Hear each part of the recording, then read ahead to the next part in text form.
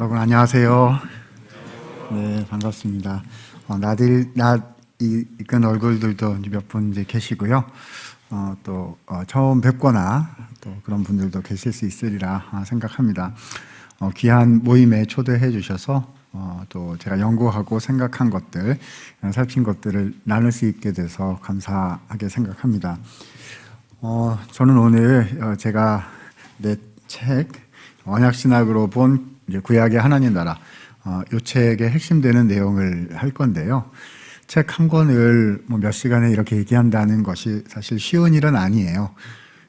왜냐하면 제 책도 그러니까 전체 구약 성경의 전체적인 흐름을 논하고는 있지만 그 안에 구체적이고 디테일한 것들을 기반으로 해서 창세기에 아브라함 언약이면 텍스트에 뭐가 있다. 그러니까 이것이 뭐다. 이제 이렇게 가는 것을 이제 전체를 구성해 놓은 것이기 때문에 디테일한 내용들까지 이제 다 설명을 하려면 정말 한 며칠을 해야 되겠죠. 다 얘기를 하려면. 그렇게 하려면 이 책을 그냥 쭉 읽거나 이렇게 해야 될 건데 이제 오늘 그렇게 하지는 않을 거고요. 전체적인 큰 구성에 있어서의 핵심되는 내용들을 연결시켜 나가는 그런 작업을 오늘 좀 해보려고 합니다.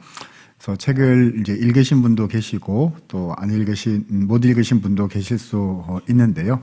다 좋고요. 오늘 제가 말씀드리는 내용을 좀 들으셨다가 실제로 이 내용을 읽어보시면 그러면 정리가 잘 되실 수 있으리라 생각합니다. 이 책은요, 제가 신대원에서 강의할 때 최근에는 그렇게 못했지만 2010년대 초반, 중반 정도까지 구약 신학이라는 수업을 신대원 3학년 수업을 했었고요. 그때 제가 강의하곤 했던 내용들 중에서 여기다가 책으로 이렇게 정리를 해 놓은 겁니다. 실제로 저는 제 주 전공은 잠언이고 시가서를 학교에서 맡고 있는 그런 사람인데요. 이제 그거는 특정 분야인 것이고 구약성경 전체에 대해서 어떻게 생각하느냐라고 묻는다면 이제 언약신학의 관점으로 성경을 읽어야 된다. 좀 이따 말씀드리겠지만 구원계시의 점진적 발전으로 보아야 한다. 굉장히 익숙한 말이잖아요. 조직신학 개론이나 조직신학 서론 이런 거 할 때도 계시의 점진적 발전 이런 얘기를 이제 우리가 하게 되고요. 성경신학 시간에도 그런 얘기를 많이 하게 되는데 항상 가장 중요한 거는 우리가 쓰는 그 표현이 가지고 있는 개념이 무엇인가를 정확하게 이해하는 게 중요하고요. 그리고 그 개념이 실제로 말씀 안에서 텍스트 안에서 실제로 그 현상이 어떻게 발생하고 있느냐를 이해하는 게 중요하겠죠. 쉬운 말로 얘기하면 저는 우리 학생들한테는 이렇게 얘기하곤 했습니다. 구약성경의 텍스트 하나를 딱 나한테 준다면 나는 구원계 계시의 점진적 발전으로 이 텍스트를 설명해낼 준비가 되어 있는가? 이죠. 가장 쉬운 대답은 그거일 거예요. 구약성경을 잘 설교하지 않으려 하는 저항감이 생겨나는 이유 중에 하나는 두 개 중에 하나를 설교해야 될 것 같기 때문이에요. 이제 하나는 이 텍스트가 어떻게 예수님을 보여주는지를 내가 잘 설명하기가 어려워서 그냥 도덕적, 윤리적 이렇게 모범적인 신앙의 삶을 살아야 된다라고 얘기를 해야 되는데 편하긴 하지만 거기서 이제 복음의 능력과 진짜 예수님의 십자가와 부활 사건이 확 이렇게 나오는 것 같지는 않으니까 이게 약하단 말이에요. 이렇게 밋밋하고 이런 걸 계속 반복해야 되나? 성경이 아니고 일반 유튜브 강의에서도 충분히 할 법한 얘기인데 이런 걸 내가 설교를 해야 되나? 이런 생각이 들고 그러니까 고민이 되고요. 또 하나는 예수님하고 연결시키려고 하는데 예수님이다 이 말씀이 예수님을 예표합니다 이렇게 선포는 할 수 있겠는데 나도 이해가 잘 안 되는 거예요. 어떻게 이게 예수님을 예표하는지. 이게 어떻게 예수님을 예표하죠? 이렇게 물으면 예수님을 예표하는 줄로 믿습니다. 믿어야죠. 이렇게 얘기를 하는데 그래서 어떻게 뭐를 예표하는 겁니까? 믿으세요. 이렇게. 그러니까 설교가 안 되는 거예요.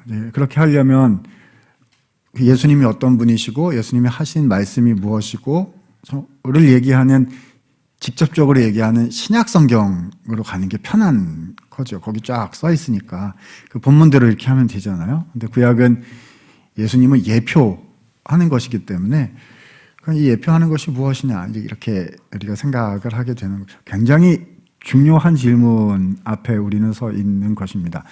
구약 성경의 의미는, 그렇죠? 유익은 과연 무엇인가?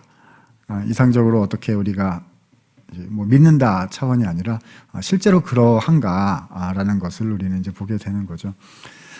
그래서 저는 이 책에서요, 맨 처음에 구원 계시의 점진적 발전이 왜 필요한가, 그리고 그 개념은 무엇인가 하는 것을 제가 이해하고 있는 말을 쭉 설명을 했고요.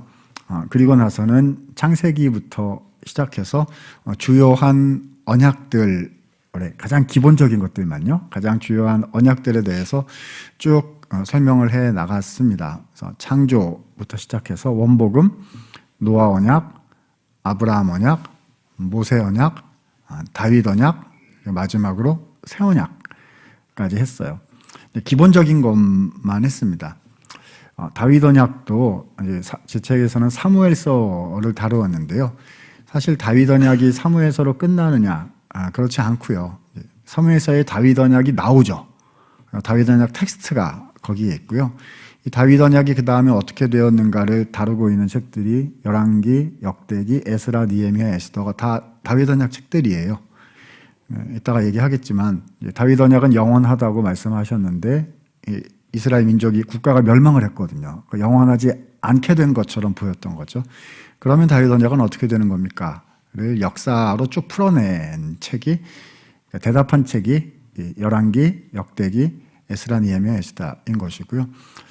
제가 학교에서 시편을 또 많이 가르치기도 합니다만은 시편도 다윗 언약 책이에요. 그러니까 물론 찬송 기도집인데 전체 신학 색깔을 보면 다윗 언약을 중점적으로 다루고 있다라는 것을 부정할 수가 없고요. 그래서 다윗 언약은 어떻게 되는 겁니까?를 다루고 있는 또 하나의 다윗 언약 책은 시편이다. 이제 언약 신학적인 측면에서 봤을 때 그렇다는 거예요. 물론 시편이 기도집이고 또 찬송이고 하긴 하죠. 그리고 나서 이제 새 언약이 나오는데 새 언약의 가장 기본은 예레미야. 새 언약이라는 텍스트는 예레미야에 있어요. 근데 그걸로 끝나느냐? 그렇지 않고 에스겔에도 새 언약적인 요소가 있고 소선지서 12권, 12선지서에도 있고요. 새 언약적인 요소가 있고 심지어는 좀 넓게 보자면 이사야에도 새 언약적인 요소가 있습니다. 그렇잖아요.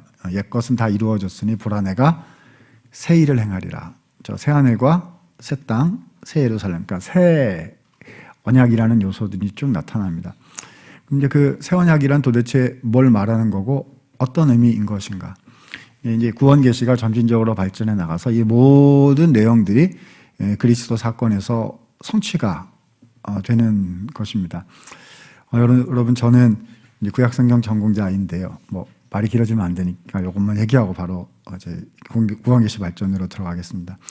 저는 처음에 신대원을 들어갈 때는 저는 신대원 가면 로마서 공부하는 줄 알았어요.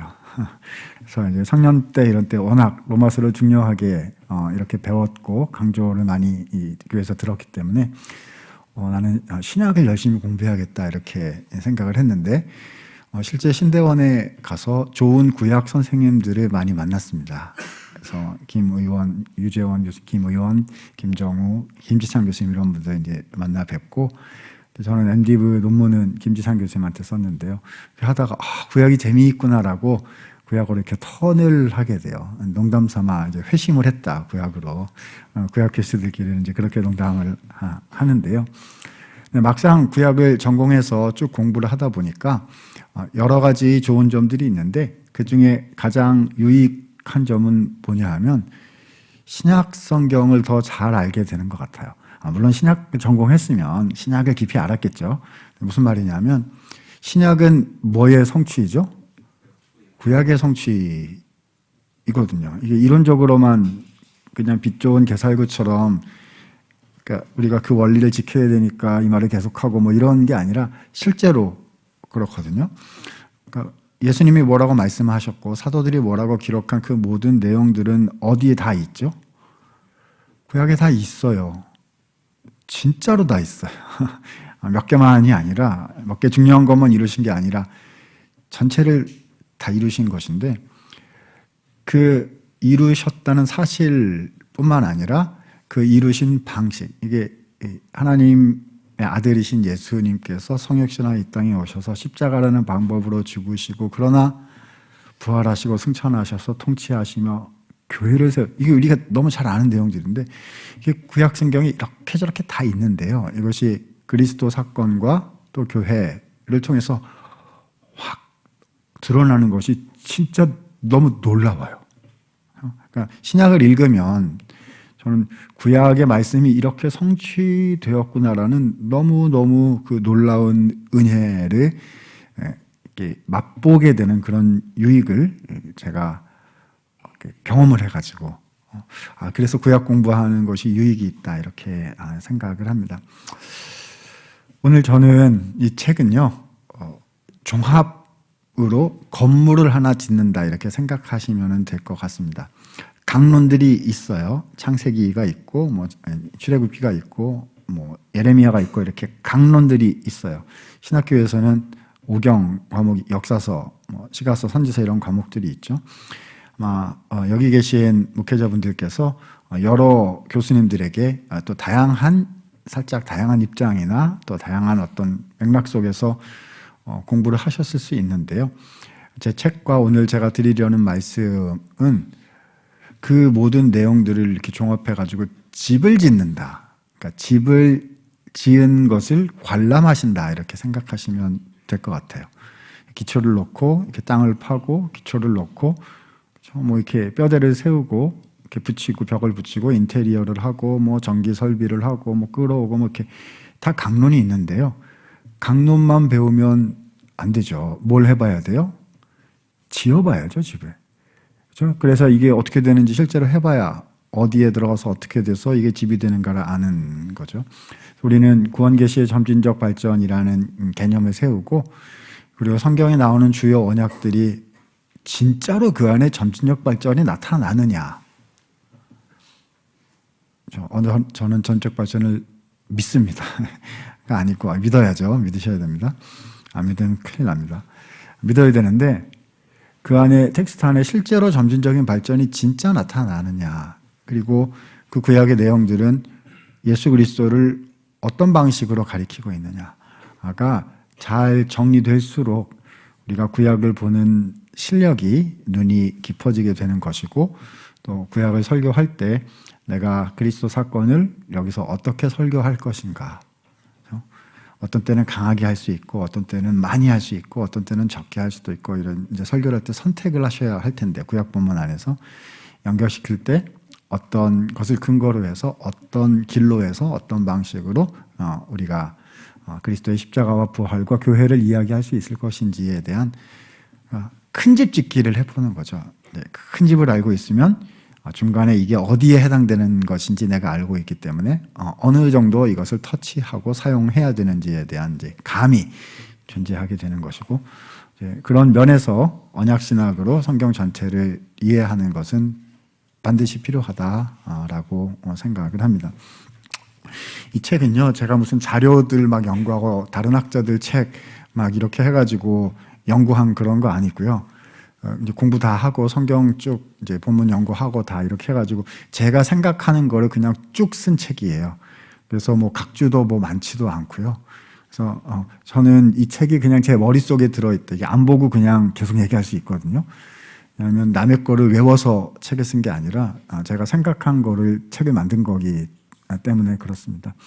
제가 가진 입장이라고 생각하면 돼요. 진리는 하나님의 말씀이 진리이고, 이제 학문은 발전해 나가는 것인데 부족한 게 있을 수 있겠죠. 그러나 저는 현재 계시와 언약의 발전을 이렇게 생각해야 된다라고 여기고 있으니까 한번 쭉 들으시고 또 판단하시고, 또 다른 강의나 또 자료들, 책들도 함께 참고하셔서, 교리책은 아니니까 이 책은 이제 성경 해석에 관한 책인데, 저의 전체적인 성경 해석이 들어 있습니다. 한 명의 학자가 처음부터 끝까지를 구약을 처음부터 끝까지 어떻게 구성해내느냐를 한번 경험해 보실 수 있는 그렇죠?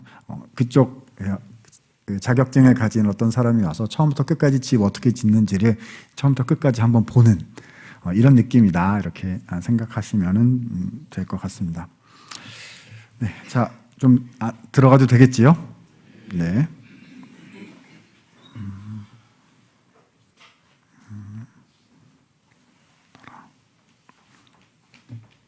네, 패드가 어디 있었죠, 목사님? 네, 패드. 내 손가락으로 하면 왔다 갔다. 이렇게 알겠습니다. 감사합니다. 자, 맨 처음에는요, 계시의 점진적 발전이 무엇인가 하는 것을 좀 개념을 한번 잡아보도록 하겠습니다. 그럼 제가 하는 거의 대부분의 얘기는 책에 있고요.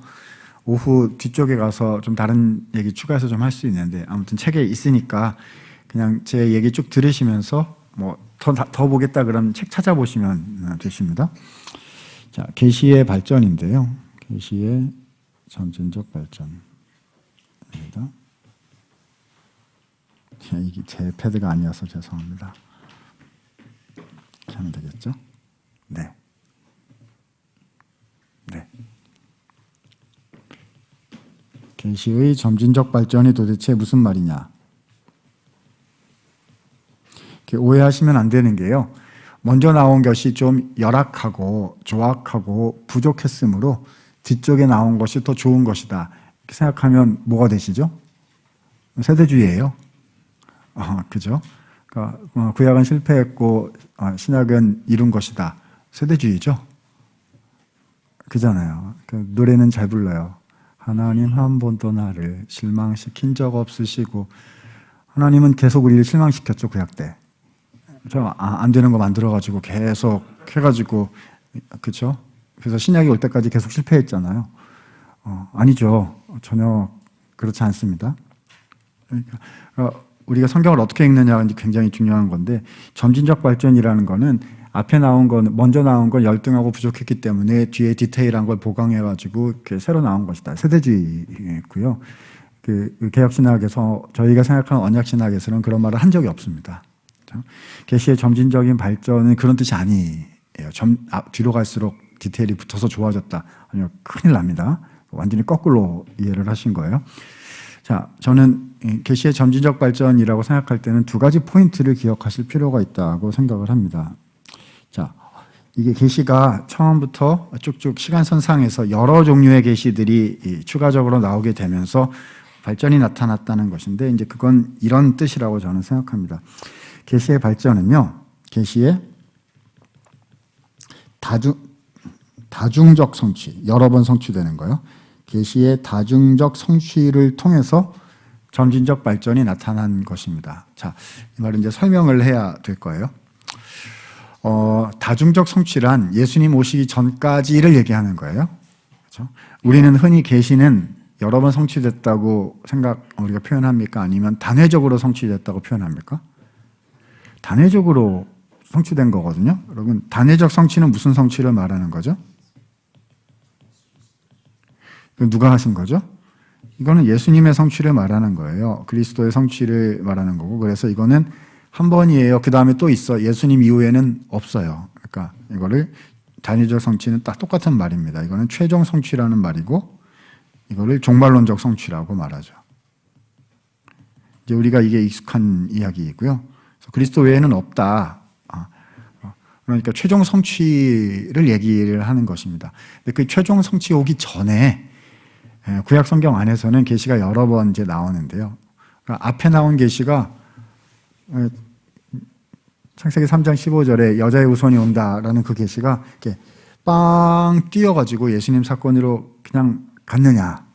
아니, 그렇지 않고요. 그 여자의 후손이 온다라는 것은 그 다음에 나오는 노아 언약으로 연결되고, 그 다음에 나오는 아브라함 언약으로 연결되고, 그 다음에 나오는 다윗 언약, 그러니까 모세 언약, 그 다음 다윗 언약, 그 다음 새 언약, 이렇게 연결되어 있다는 말인 거거든요. 자, 이렇게 그림을 하나 그려보도록 하겠습니다. 책에 다 있어요.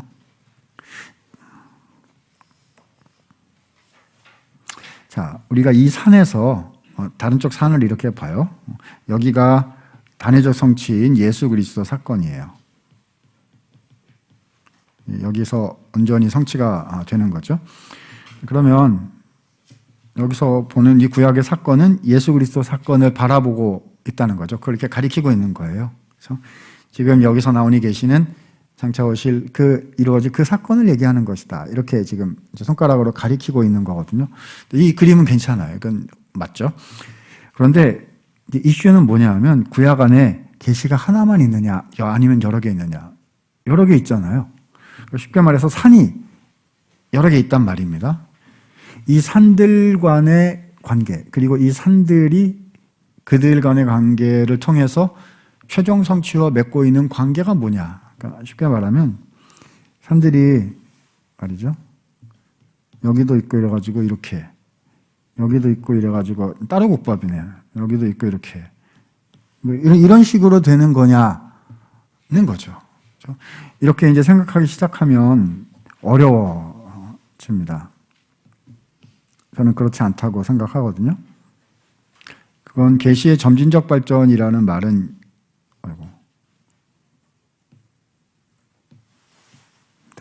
앞으로 지울 거는 그리지 말아야 되겠습니다. 이 불멸한데요, 얘가.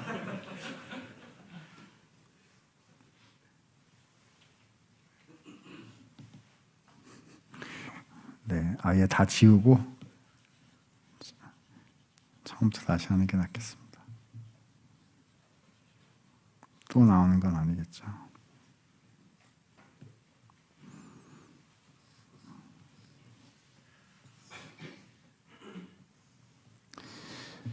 자, 여기에 첫 번째 구속 계시인 원복음이라는 계시가 있습니다. 그렇죠? 그 다음에 나오는 뭐가 있죠? 노아 언약이라는 게 있고요. 그 다음에 뭐가 있죠? 아브라함 언약이 있고요. 그 다음에 모세 언약이 있는데, 이 모세 언약에는 또 시내산 언약도 있고 모압 언약도 있고 이렇게 또 두 개가 있고 그들의 상관관계도 있죠. 그 다음에 다윗 언약이 있고요. 다윗 언약도 좀 전에 말씀드린 것처럼 여러 종류가 있고 다 그릴 수가 없는데, 그 다음에 예레미야에 나오는 새 언약이 있고요. 막 이렇단 말입니다.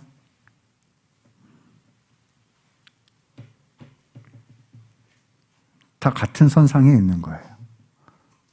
그렇죠? 다 함께 그리스도 사건을 가리키고 있는 것입니다. 자, 여러분 다중적 성취란 그래서 이게 무슨 말이냐면 다중적 성취란 거의 같은 말인데 개념은 다르지만 사실상에는 그 말이에요. 다중적 성취는 어떻게 나타나느냐? 이 다중적 성취들은 부분적 성취예요. 그러니까 여기 단회적 성취, 예수님 사건은 최종 성취, 종말론적 성취, 온전한 성취죠. 모든 것이 다 이루어진 성취예요. 그런데 구약에 나타나는 성취, 다중적으로 성취된다는 것은 최종 성취가 아니라 부분적인 성취를 얘기하는 거죠. 자, 원복음이 주어졌는데요.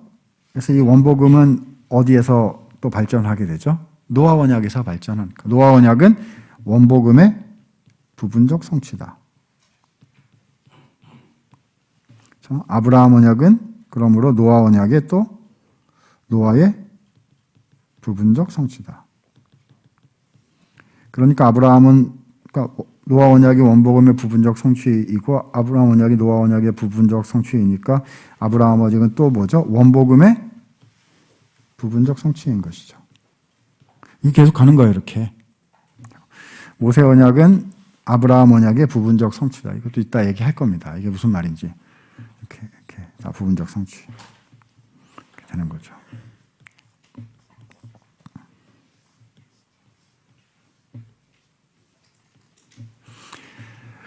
그래서 원복음은 한 번만 성취되는 게 아니라 노아, 아브라함, 모세, 다윗, 새 언약을 거쳐서 여러 번 성취되어 나가는 과정을 밟게 되는데 그 안에서 뭐가 나타난다고요? 점진적으로 발전이 나타난다라는 것입니다. 게알더스 보스가 이쪽 이제 그 언약 신학을 처음에 얘기했던 그 프린스턴 전통 이제 학자들을 이렇게 보면은요. 계시는 처음에 주어졌을 때, 원복음 같은 계시가 처음에 주어졌을 때 그것은 씨앗으로 주어진 것이다. 이런 얘기들을 합니다. 여러분, 씨 안에요 다 들어있잖아요. 뿌리도 들어있고 줄기도 들어있고 꽃도 들어있고 심지어는 나중에 열릴 열매도 그 안에 다 있어요, 없어요? 있어요. 근데 시간과 공간이라는 개념 안에서 아직 그것이 발현되지가 않았을 뿐이지 그 안에 있어요, 없어요? 다 있어요. 다 있어요. 그러니까 원복음에서 여자의 후손이 온다, 오셔서 다 하신다라고 얘기했을 때 그 다음에 나오는 노아, 아브라함, 모세, 다윗, 새 언약 그리고 신약의 사건들까지 그 안에 다 있는 것이다.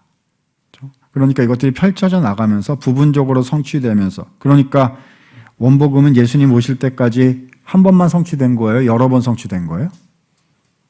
여러 번 성취된 것이죠. 다른 말로 표현하면 이렇게 얘기해 볼 수 있을 것 같아요. 이제 언약 신학하는 사람들, 이 언약에 관한 사람들의 이제 상호 논쟁이 좀 있는데요. 어떤 사람들은 구약에 나타난 이런 여러 가지 언약들을 뭐라고 부르냐면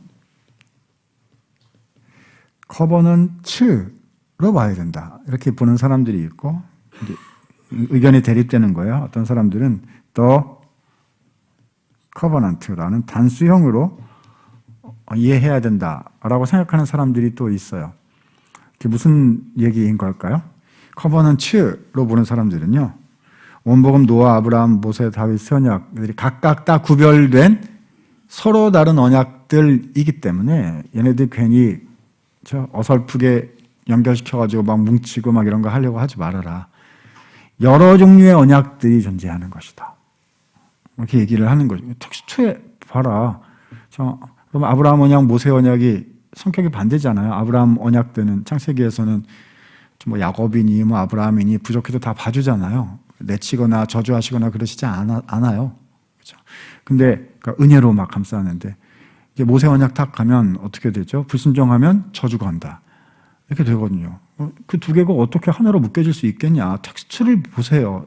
자기 생각대로 하지 말고 텍스트를 보세요. 그러니까 아브라함 언약과 모세 언약은 서로 다른 별개의 언약이고 심지어는 대립되는 지점이 많은 것입니다. 이제 이렇게 가는 거죠. 커버넌츠로 봐야 된다라고 말들을 하는 거예요. 근데 반대로 생각하시는 분들이 있습니다. 아니다. 이것은 모두 그리스도를 가리키고 있는 한 하나님이 주신 언약이기 때문에 이것은 하나의 언약이다. 여러 가지 별개로 볼 수 있는 게 아니다. The covenant, 단수로 봐야 된다. 이렇게 얘기해서 싸우죠. 이 두 가지 입장이 이제 막 논쟁을 막 벌입니다. 계시의 점진적 발전으로 사고하는 사람들은 여기에 대해서 뭐라고 대답을 해야 할까요? 저의 대답은 이겁니다. 이 두 가지는 같은 것입니다.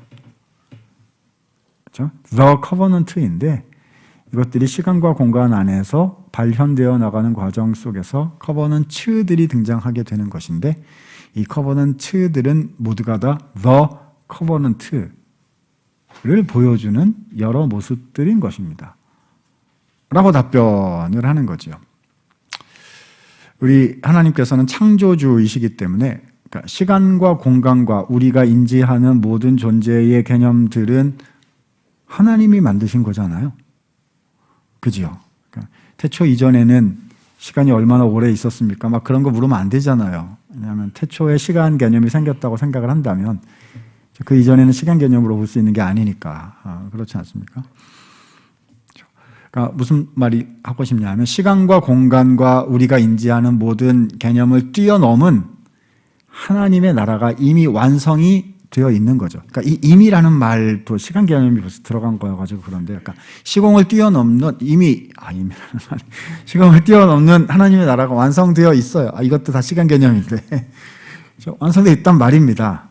그런데 그것이 태초에 하나님이 천지를 창조하시니라 하고 시공 안에, 그렇죠? 하나님께서 이 우주 만물을 펼치신 이후로는요, 그게 시공 개념으로 나타나기 때문에 그 완성된 하나님의 나라가 그래서 시간 흐름을 따라서 군데군데 우리에게 보여졌단 말입니다. 그죠? 완성된 하나님의 나라가 일부가 보여졌다는 거죠. 그게 원복음이고, 또 보여진 일부가 노아 언약이고, 그 다음 보여진 일부가 아브라함 언약, 이렇게 새 언약, 이렇게 가게 된다는 거죠.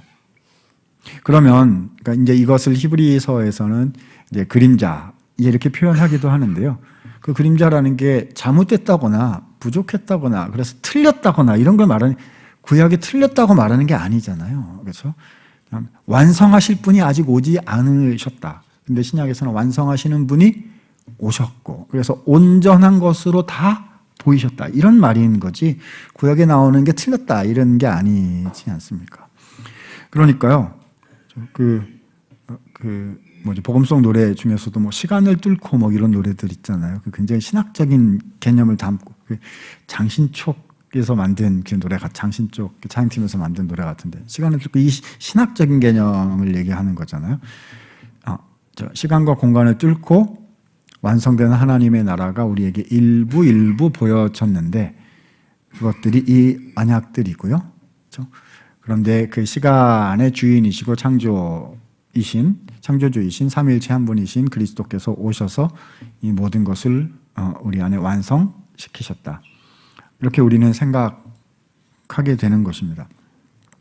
그러니까 계시의 점진적 발전이란 구약 성경에 나타나는 여러 계시들이 연결되어 있다, 연속되어 있다라고 보는 것이고요. 다른 점들이 있음에도 불구하고 그 다른 점은 진짜 다른 걸로 끝나는 게 아니고 서로 연결되어 한 사건, 그리스도 사건을 향해서 전개되어 가는 형태를 보여주고 있다라고 생각을 해야 구약 성경을 정확하게 읽어낼 수가 있게 된다는 겁니다. 이것을 이제 해석에 있어서 얘기를 해보면요, 우리가 이제 주해 방법론이나 아니면 이제 성경을 해석할 때 어떤 얘기를 하냐면 역사적 해석을 하시오, 그렇죠? 그 다음에 문법적 해석을 하시오. 그럼 무슨 해석하라 그러죠? 신학적 해석을 하시오. 이렇게 무슨 말인지 아시죠? 이 말이 무슨 말인지 아시죠? 근데 그 신학교 교수들은 이제 이런 용어들을 설명을 안 해주는 경향을 좀 갖고 있어요. 자기들은 다 알기 때문에 이게 무슨 말인지 일일이 안 풀어주는 경향을 가지고 있는데 역사적 해석은 뭘 말하는 거죠? 물론 역사적인 성경이 역사성이 있다는 거고 역사적 배경을 고려해서 본문을 해석해라는 것이기도 하지만 역사적 의미라는 말은 뭐냐면 그 당대에 어떤 의미였겠느냐. 오경을 모세가 썼잖아요. 그러면 모세 시대의 청중들은 그 텍스트를 어떤 의미로 받아들였겠느냐. 이거를 역사적 해석이라고 얘기를 하는 거고요. 문법적 해석은 이제 글로써 성경을 읽어야 된다는 말이고, 신학적 해석은 그러므로 예수 그리스도 사건까지 연결해서 읽고, 그리고 그 그리스도 사건의 의미를 우리의 삶의 현장까지 가지고 오는 것이다. 신학이라는 게 이론을 얘기하는 게 아니라 성경에 나타난 여러 가지 사건들을 종합하여 어느 공간, 어느 시간, 어느 대상에 갖다 놓더라도 보편적인 가치가 될 수 있도록 구성해내는 것. 그걸 신학적 해석이라고 얘기를 하는 거잖아요. 그러니까 신학적 해석은 사실 삶으로 가지고 오는 거예요. 우리의 삶에 그래서 무엇인가. 적용이라는 말은 아니지만 삶의 현장으로 가지고 들어오는 게 이제 신학인데요.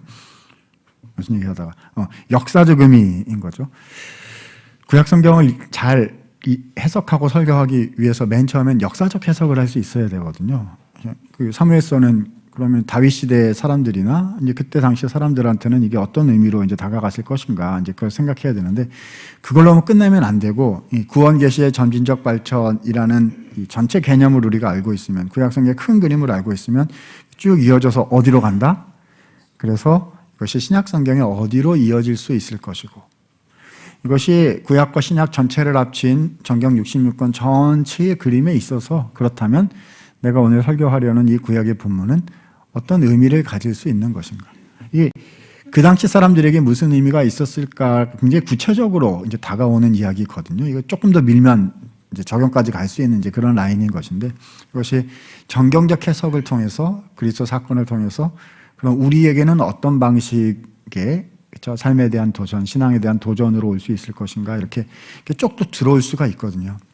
그러니까 역사적으로 어떤 의미가 있었고 계시의 발전으로 어떻게 신약과 연결시킬 수 있고 그리고 이것이 우리가 알고 있는 조직신학과 뭐 신론, 뭐 교회론, 기독론 이렇게 있잖아요. 신학과는 어떻게 연결되고 그리고 우리 한국교회 역사 속에서는 이런 지점들이 어떻게 해석되었고 어떤 도전에 직면했었고 어떻게 극복되었고 혹은 어떤 한계점을 드러냈고 그래서 이것이 21세기를 살아가는 우리 성도들이 우리의 삶의 현장에서 개인과 또 사회를 바라보고 또 월화수목금토 우리의 삶의 현장에서 이것이 어떤 우리에게 도전의 메시지, 진리를 어떻게 믿고 실천하는 가치로 우리한테 주어질 수 있는가, 이런 것들이 이제 쫙 이제 가야 되는 거거든요. 그렇죠. 그러니까 구원계시의 점진적 발전이란 굉장히 중요한 겁니다. 이제 구약 선생이라서 중요하다 이렇게 얘기하는 게 아니라 이제 출발하는 의미에서 그렇다는 것입니다. 다른 얘기 막 하면 안 되는데요. 그럼 신대원탁 처음에 이렇게 가시면 교수 소개하잖아요. 어느 학과를 제일 먼저 소개하죠?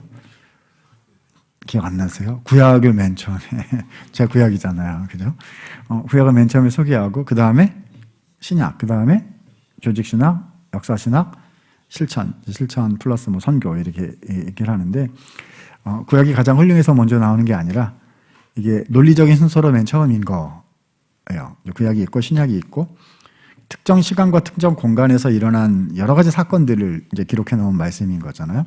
근데 그 구약과 신약의 여러 계시들을 시간과 공간을 초월한 보편적인 설명으로 만들어 놓은 것이 뭐죠?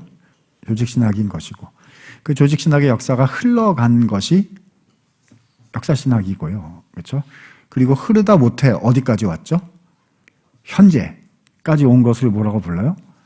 실천신학이다라고 얘기하는 것이고, 그것이 이제 바운더리 경계선을 넘어갈 때 이제 선교 뭐 이렇게 얘기할 수 있는 것인데요. 그러니까 구원계시의 점진적 발전 이런 얘기를 들으면 이제 쭉 흘러서 이제 우리의 삶의 현장 그리고 우리의 목회와 설교까지 이렇게 쭉 가는 것이다. 구약이 신약과 어떻게 연결되고 이 구약이 조직신학하고 어떻게 연결될 수 있는가를 지금 얘기하고 있는 겁니다.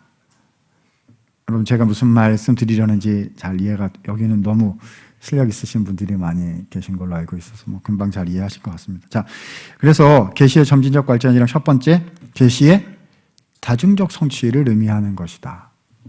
고요. 자, 두 번째는 간단하게만 하겠습니다. 계시의 점진적 발전이란 이렇게 이제 다중적으로 성취돼 가는 가운데 점진적 발전이 나온다는 뜻인데, 근데 이제 한 가지 추가하자면요. 각 언약에 나타나는 여러 가지 주제들이 있어요. 뭐 땅이라든지 후손이라든지 성막, 성전이라든지 뭐 임재라든지 하나님의 헤세드, 언약적 성품이라든지 이렇게 주제들이 공동체라든지 뭐 의로움이라든지 이제 뭐 거룩 뭐 여러 주제들이 있는데요. 이 주제들은 어떻게 발전을 해나가냐 하면 주제들의 통합적 발전 양상 이 나타납니다. 이거 여기 이제 유기적인 발전이다. 이제 우리가 이렇게 표현을 해볼 수도 있을 것 같아요. 자, 여러분, 한 언약이 이렇게 있으면요, 이 언약 안에 여러 가지 주제들이 있습니다. 한 언약은 하나의 주제만 갖고 있지 않아요. 굉장히 다양한 주제들을 가지고 있어요. 그 다음에 나타나는 다음 언약도 또 굉장히 다양한 주제들을 그 안에 가지고 있습니다. 제가 우리 학생들한테 하는 얘기인데요. 아브라함이 언약이 뭐냐 이렇게 물으면은 3초 안에 팝업 창이 떠야 된다. 이렇게 저는 얘기를 하고, 아브라함 언약, 아브라함이 받은 약속, 이삭 태어난다는 거, 그 아브라함 언약 이제 모르는 거예요. 이제 창세기는 읽은 것인데 아브라함 언약이 뭔지는 모르는 거죠. 아브라함 언약이 뭡니까? 그럼 3초 안에 팝업 창이 팡 떠가지고 핵심 주제가 뭐뭐 먹고 어떻게 돼 있다. 딱 이렇게 돼 있어야 이게 정리가 돼 있어야 되는 거. 성경을 정리를 하셔야 됩니다. 이게 목사님들 많이 계시니까 제가 얘기하기 되게 죄송스러운데 이제 신학생들이면 제가 이제 확 이렇게 막 얘기를 할 거 같은데요. 성경을 정리해야지 정리한 책을 가지고 계시면 안 돼요. 저는 잘 정리한 책들을 많이 가지고 있습니다. 이게 난 모른다는 얘기죠. 설교하시는 분들이 성경 정리가 안 돼 있으면 어떡합니까? 그 교수 불러서 설교시켜야죠. 그러면은 그 책 저자를 불러서. 아니, 내가 텍스트를 설교할 건데 저 아브라함 언약이다 그러면 아브라함 언약의 내용이 뭔지 그 뭐 찾아보고 이게 아니라 그냥 딱 정리가, 공부 열심히 하라는 말이 아니라요. 가장 기본적인 맥락에서 정리가 돼 있어야 되죠. 아브라함 언약이다 그러면 무슨 주제가 나오죠? 땅을 주신다. 땅의 약속이 나오고요. 후손이 나와서 큰 민족이 되리라가 있고요. 그 다음에 열방을 향한 복의 통로가 되겠다. 이 이외에는 이제 몇 가지가 있어요. 그렇죠? 자, 이 후손이라는 주제가 있고요. 근데 자, 모세 언약으로 가면은요. 뭐 이런 후손이라는 주제가 딱히 또 강조되어 있지는 않고 오히려 이제 뭐가 나타나냐면 율법, 그다음에 성막 이런 주제가 이제 확 올라오죠. 그다음에 거룩한 백성, 제사장 나라. 이런 게 이제 핵심 개념이란 말입니다. 그렇죠? 자, 그러면 율법이란 주제는 아브라함 언약에 없느냐? 있어요. 율법이라는 주제는 있습니다. 저 소돔 고모라 이야기 뭐 이런 데 가면 있어요. 율법이라는 표현이 있는데 중심 주제로는 나타나지 않고 있다는 거죠. 그러니까 무슨 말이냐면 하나의 세부 주제로 성경을 처음부터 끝까지 꿰뚫는 것은 불가능하다. 이 성경 신학자들이 오래전에 이미 내린 결론이에요. 율법이 아무리 소중하다 해도 율법으로 처음부터 끝까지 꿰뚫을 수는 없어요. 차라리 큰 개념에서의 언약, 큰 개념에서의 하나님 나라, 하나님 혹은 그리스도의 구원, 뭐 이런 큰 주제로는 이제 전체를 볼 수 있겠지만요. 세부 주제로는 안 돼요.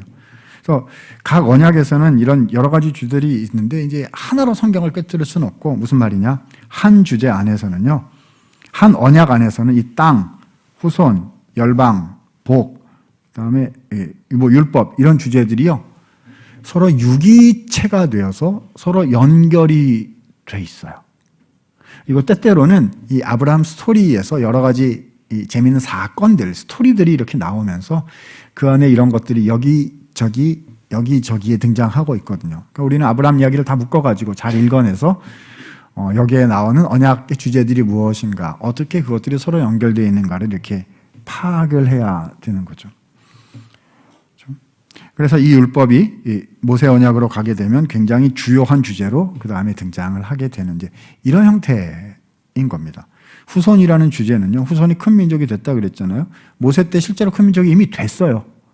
그래서 큰 민족이 이미 됐기 때문에 나오게 되는 얘기가 거룩한 백성, 제사장 나라 이제 이런 거거든요. 이렇게 이제 쭉 설명이 다 됩니다. 따라서 각 주제들은요. 주제 하나가 예수님을 향해서 혼자 독야청청 그렇죠? 독립적으로 발전해 나가는 게 아니라 어떻게 되어 있어요? 한 언약 안에서 그 주제들이 서로 유기적으로 묶여 있다. 그러니까 한 주제를 이해하려면 어떤 언약이 어떻게 구성되어 있는지 전체를 알아야 되고 그 안에서 이 주제들이 어떤 방식으로 그 안에서 작동하고 있는지를 성경을 읽으면서 파악해 보려는 노력이 필요할 거다. 그래서 주제들은요. 1988년 올림픽 때 있잖아요. 그 공 굴리기 막 이렇게 하면서 그 개회식 때 영상 아마 다 보셔서 아시는 그 노래가 손에 손 잡고 이런 노래 있잖아요. 핸드 인 핸드 벽을 넘어서 해서 이 주제들은 다 손에 손을 잡고 다 함께 그렇죠? 유기체를 이루어서 그리스도 사건을 향해서 함께 발전해 나가는 것이다. 근데 우리는 대부분 이런 주제들 중에서 하나를 선택해서 설교하게 될 때가 많거든요. 그렇죠? 그러면 그 주제가 내가 오늘 이제 창세기에서 혹은 뭐 출애굽 혹은 사무엘서에서 내가 어떤 본문 어떤 주제 하나 선택했는데 이것이 그 언약 안에서 전체 어떻게 구성이 되어 있는 것일까를 생각해 보실 때 훨씬 더 선명하게 그 책, 그 본문 안에서의 그 의미가 확 드러나게 되겠지요.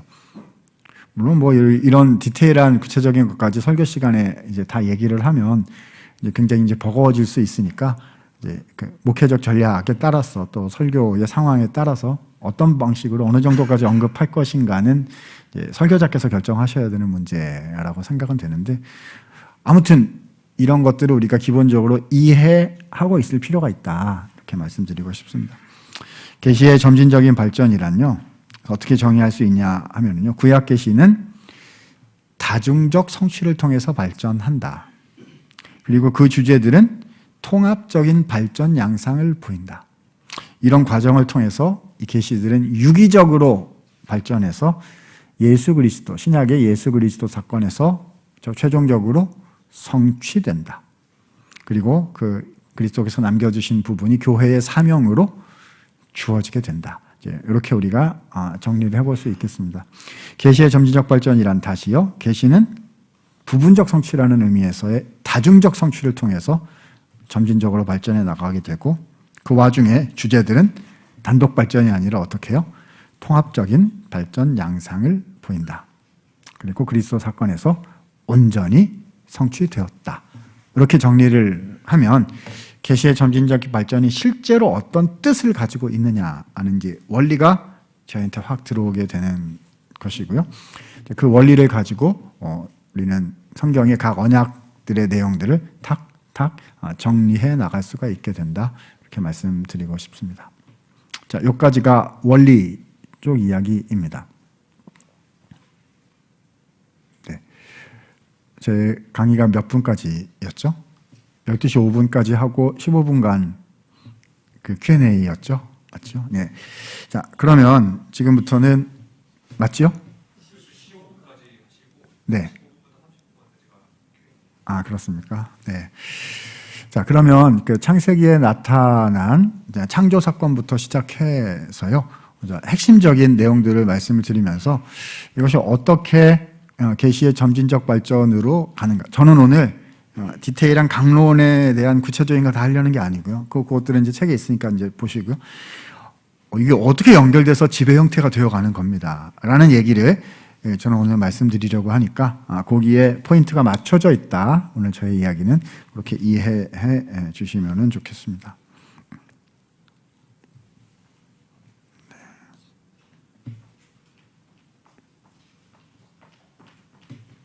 네. 네.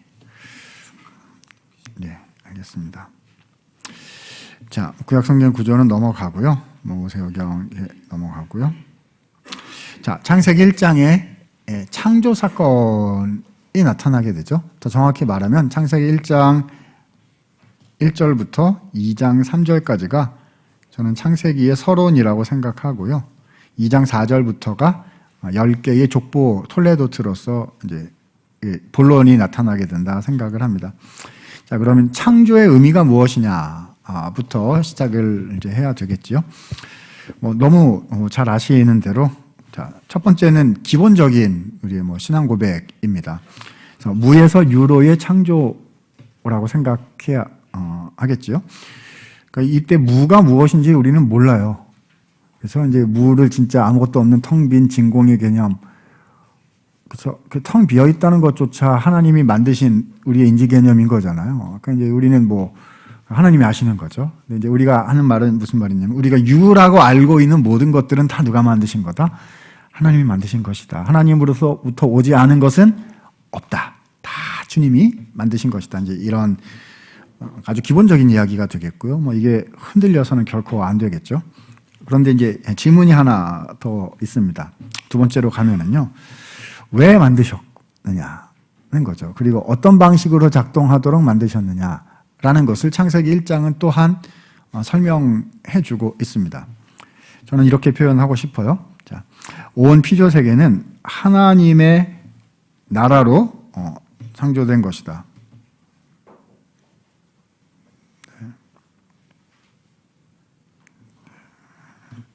자꾸 나오시게 하면 안 되는데요. 예, 됐습니다. 네. 하나님의 나라로 창조됐다. 이건 이제 다른 말로 표현하면요. 하나님을 경배하는 하나님의 왕국이라고 할 수 있을 거고요. 또 다른 말로 표현하면은 성전이다라고 할 수도 있을 것 같습니다.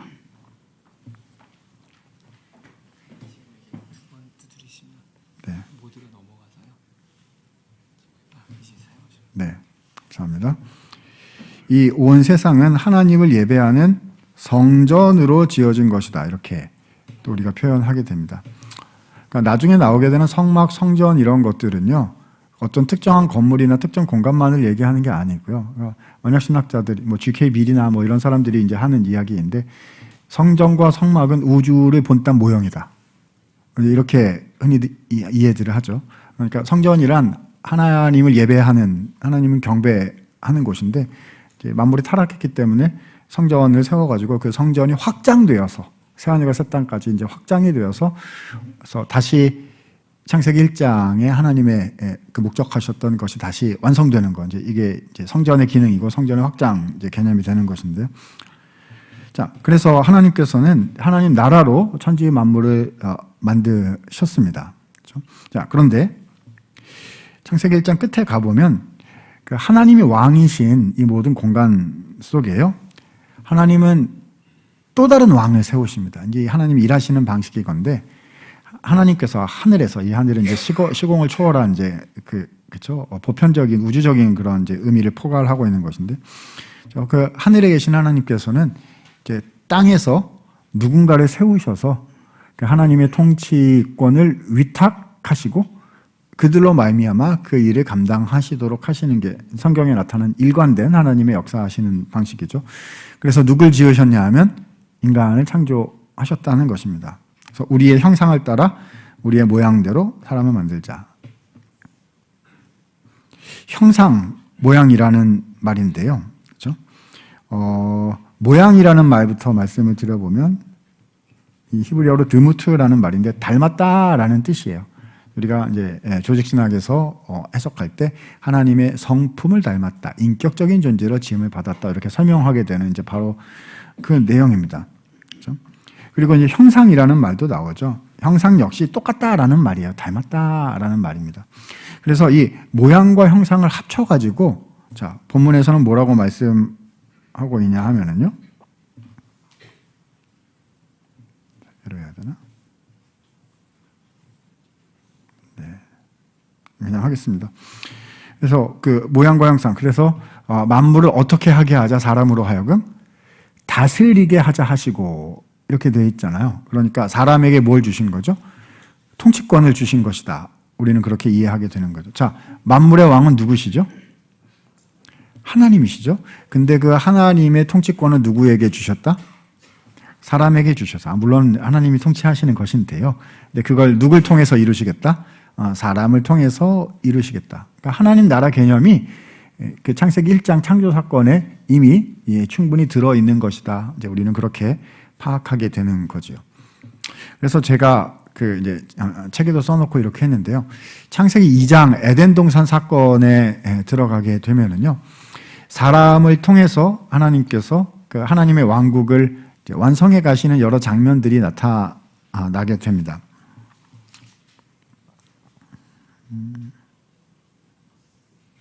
이렇게 되고요.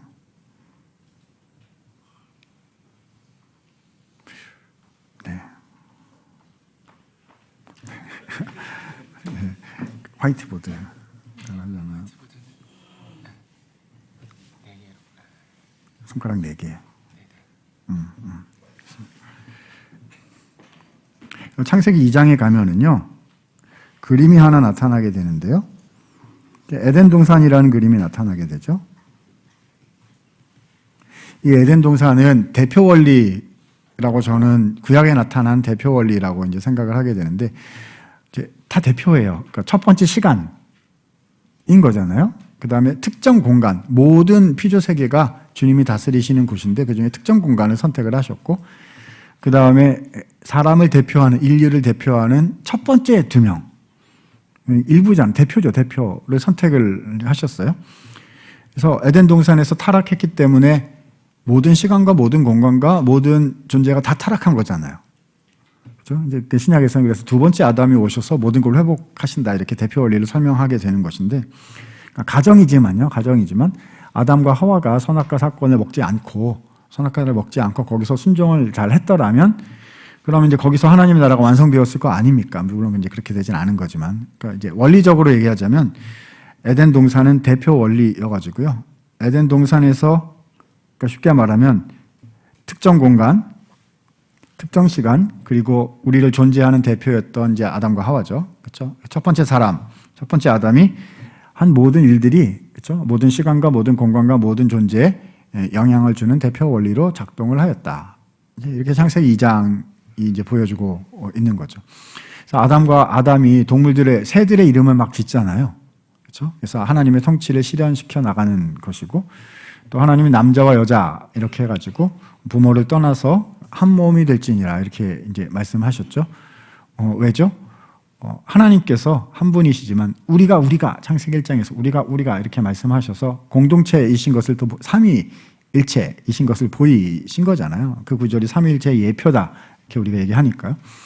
그래서 그 하나님의 나라가 에덴 동산에서 실제로 이루어져 가고 있었다. 하나님을 닮은 존재로서 하나님의 통치를 하나하나 이루어 가고 있었던 이제 모습이 보이게 되는 거죠. 자, 그러다가 이 창세기 1장에 나오는 형상과 모양으로서의 그 일을 아담과 하와가 실제로 이제 끝까지 잘 해냈습니까? 아니면 실패했습니까?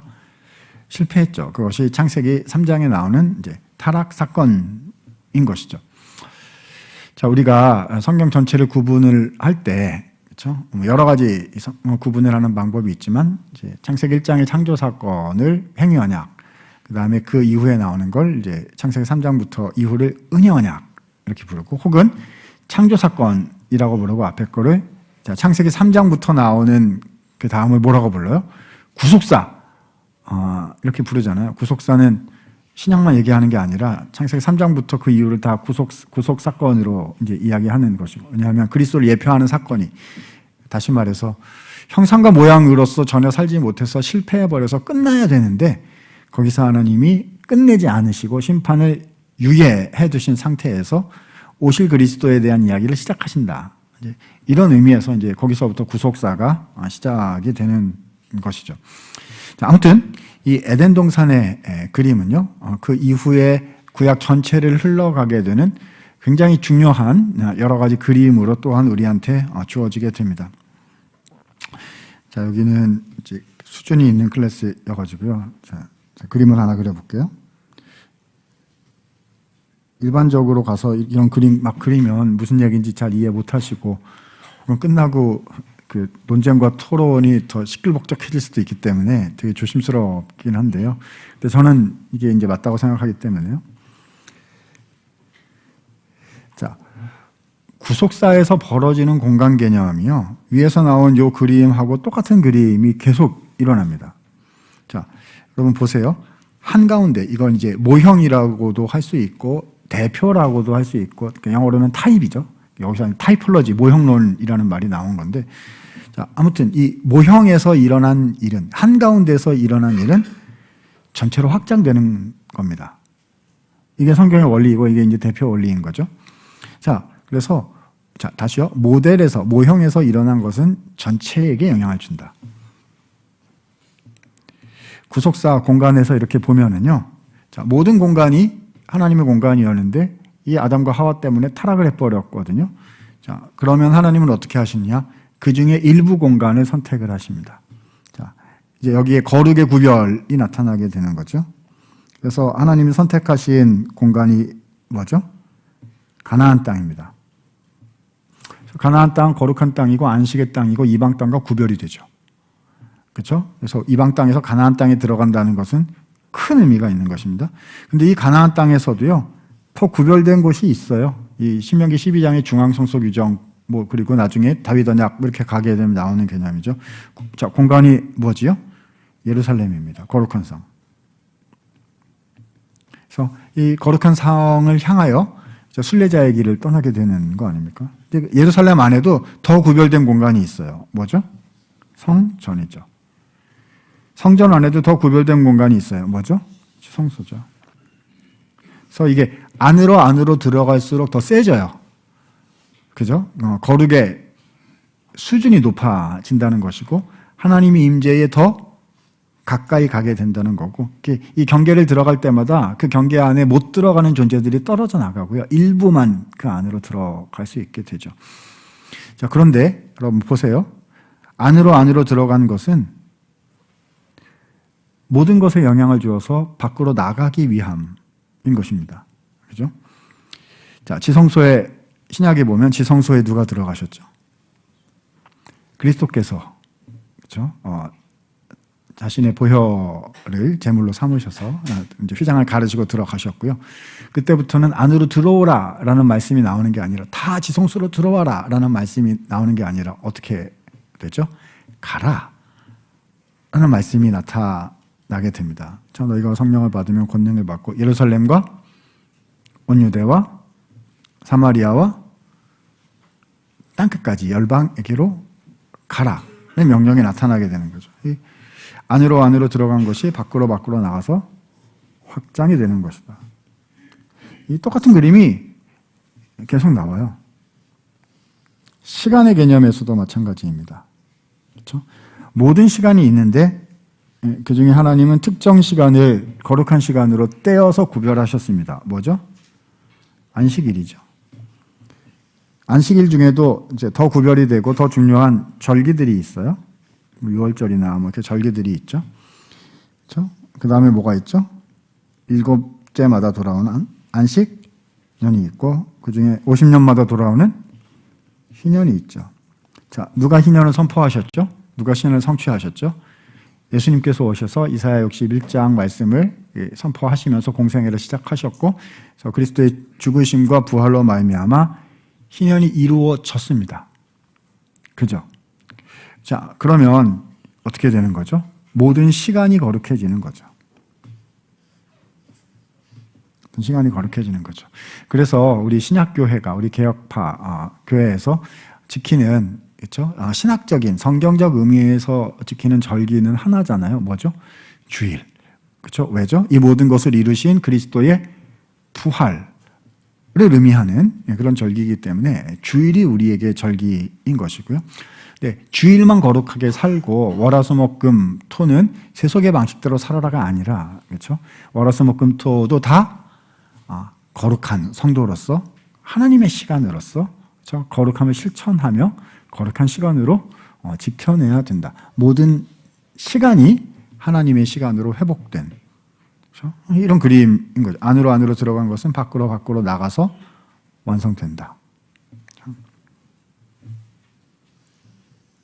그래서 이제 민족 개념이 있죠. 모든 민족들이 있는데 이제 열방들이 있어요. 그렇죠? 이 열방 중에 하나님은 한 민족을 불러내셨습니다. 누구죠? 이스라엘이에요. 그래서 이스라엘과 열방은 원래 구별이 되었었습니다. 그죠? 근데 이제 그러니까 이스라엘이 이제 나중에 나오겠지만 제사장 나라로 이제 부르심 받은 것이고요. 근데 이 이스라엘 중에 제사장 지파로 부르심 받아서 따로 구별돼 가지고 그쵸? 땅도 안 주고 먹고 살 땅도 안 주고 군대 개수할 때 치지도 않고 이런 지파들이 있어요. 지파가 있어요. 누구죠? 레위 지파죠. 그러니까 레위는 이스라엘의 제사장 지파이고 이스라엘은 열방들의 제사장 나라이고 이렇게 되는 거죠. 근데 이 레위 지파 중에도요. 또 누가 있어요? 제사장들이라고 따로 구별이 돼 있어. 제사장 중에도 구별되는 한 사람이 따로 있죠. 누구죠? 대제사장. 이게 아까 공간 개념이랑 되게 비슷한 거죠. 어디까지 갈 수 있느냐라는 건 이제 굉장히 이제 비슷한 것인데요. 자, 인간 대제사장은 다 예표일 뿐이고, 자, 진짜 성취자로서는 누가 오셨죠? 참된 유일한 중보자이신 그리스도께서, 예수님께서 오셨어요. 그러니까 아까 딱 똑같은 개념이죠. 그래서 참된 대제사장이신 예수님께서 참된 제물이 되셔서 지성소로 들어가시고 이제 이렇게 되는 거잖아요. 그래서 자, 안으로 들어온 것은 밖으로 나가서 완성하기 위함이다. 모든 경계선은 그렇죠? 없어졌습니다. 그렇죠? 에베소 2장에서 말씀하신 것처럼 그리스도께서 막힌 담을 허무시고 하나가 되게 하시고 제가 모퉁이 뚫는 연결하여 그렇죠? 하나님이 거하실 처소로 지어 가셨다. 이제 이렇게 표현하고 있는 것처럼 이 벽들이 다 무너진 거죠. 이스라엘 민족만 중요한 게 아니고요. 그렇죠? 아까 나오는 어디 갔어요? 건물 성전, 제3성전 뭐 이런 거 다시 세워야 되는 거 아니고요. 그렇죠? 그러니까 제3성전을 막 이렇게 얘기를 하려면 뭘 얘기해야 되냐면 주일 말고 아까 요즘 우리가 지키는 그렇죠? 썬데이로서의 일요일을 주일로 지키는 거 말고 구약 시대 안식일 제도로 돌아갔죠. 막 이렇게 얘기해요. 다 똑같은 얘기예요. 그렇죠? 예수님 오시기 전에 제사장 제도가 좋으니까 그렇죠? 제사장 제도 가가지고 다시 양 잡고 이렇게 다 하자. 다 똑같은 얘기거든요. 여기에 나온 그렇죠? 제 7일을 지키는 제도로서의 그러니까 금요일 저녁부터 토요일까지 그런 식으로서의 안식일 제도. 특정 몇몇 사람들만 주님께 나아갈 수 있다라고 얘기하는 그런 의미에서의 제사장 제도. 이런 것들은 그리스도 사건에서 완성되어서 그렇죠? 만인 제사장설. 그렇죠? 모든 시간은 이제 하나님의 시간입니다. 물론 우리가 주일을 구별하여 거룩하게 지켜야 합니다. 구약의 안식일 제대로 유비적으로 지켜서 주님 오실 때까지 이제 지키는 것이 필요한데요. 이제 전체적인 의미에서 모든 신간과 모든 이제 그 공간과 모든 존재들에게 하나님의 나라가 선포되고 확장되어 가서 성전이 확장되어 모든 공간이 성전이 되고, 그렇죠? 이스라엘 지파 뭐 한 민족 뭐 이런 게 아니라 모든 민족에게 복음이 전파가 되고, 그렇죠? 모든 시간 가운데 하나님의 나라가 이제 성취가 되고 하는 이런 이제 하나님 나라의 확장 개념이 일어나게 되는 것이고, 이제 그런 개념들을 우리는 창세기 2장의 에덴 동산에서 그것들이 이루어져 가고 있었다. 에덴 동산 모델에서 우리가 이제 이것을 볼 수가 있게 되는 거죠.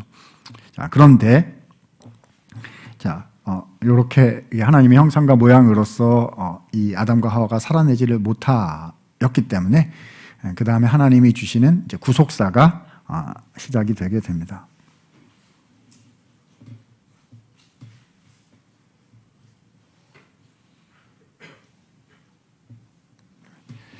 네, 저는 손가락의 재주가 별로 없는 것 같습니다. 네. 네. 아, 이쪽이군요. 네 개. 네. 만드시면 이렇게 터치를 하시면 넘어갑니다. 네, 이거는 2개이고, 네, 4개로 하면 이렇게 되는 거군요.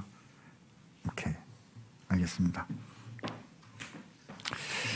자, 그래서 하나님의 형상과 모양으로 사람이 살아내지를 못하고 범죄해서 모든 공간, 모든 시간, 모든 존재가 이제 타락하게 되는 일이 일어났죠.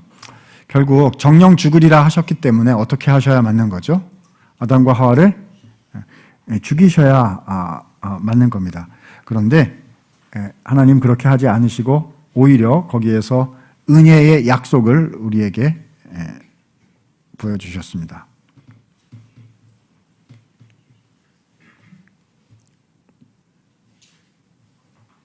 네. 자, 창세기 3장 15절을 우리가 원복음이라고 부르는데요. 이게 원시복음이라고 부르기도 하고 원복음이라고 부르기도 하는데, 그러니까 최초의 형태의 복음이다. 이런 뜻입니다. 아까 말씀드린 것처럼 씨앗과 같다라고 할 수가 있겠죠.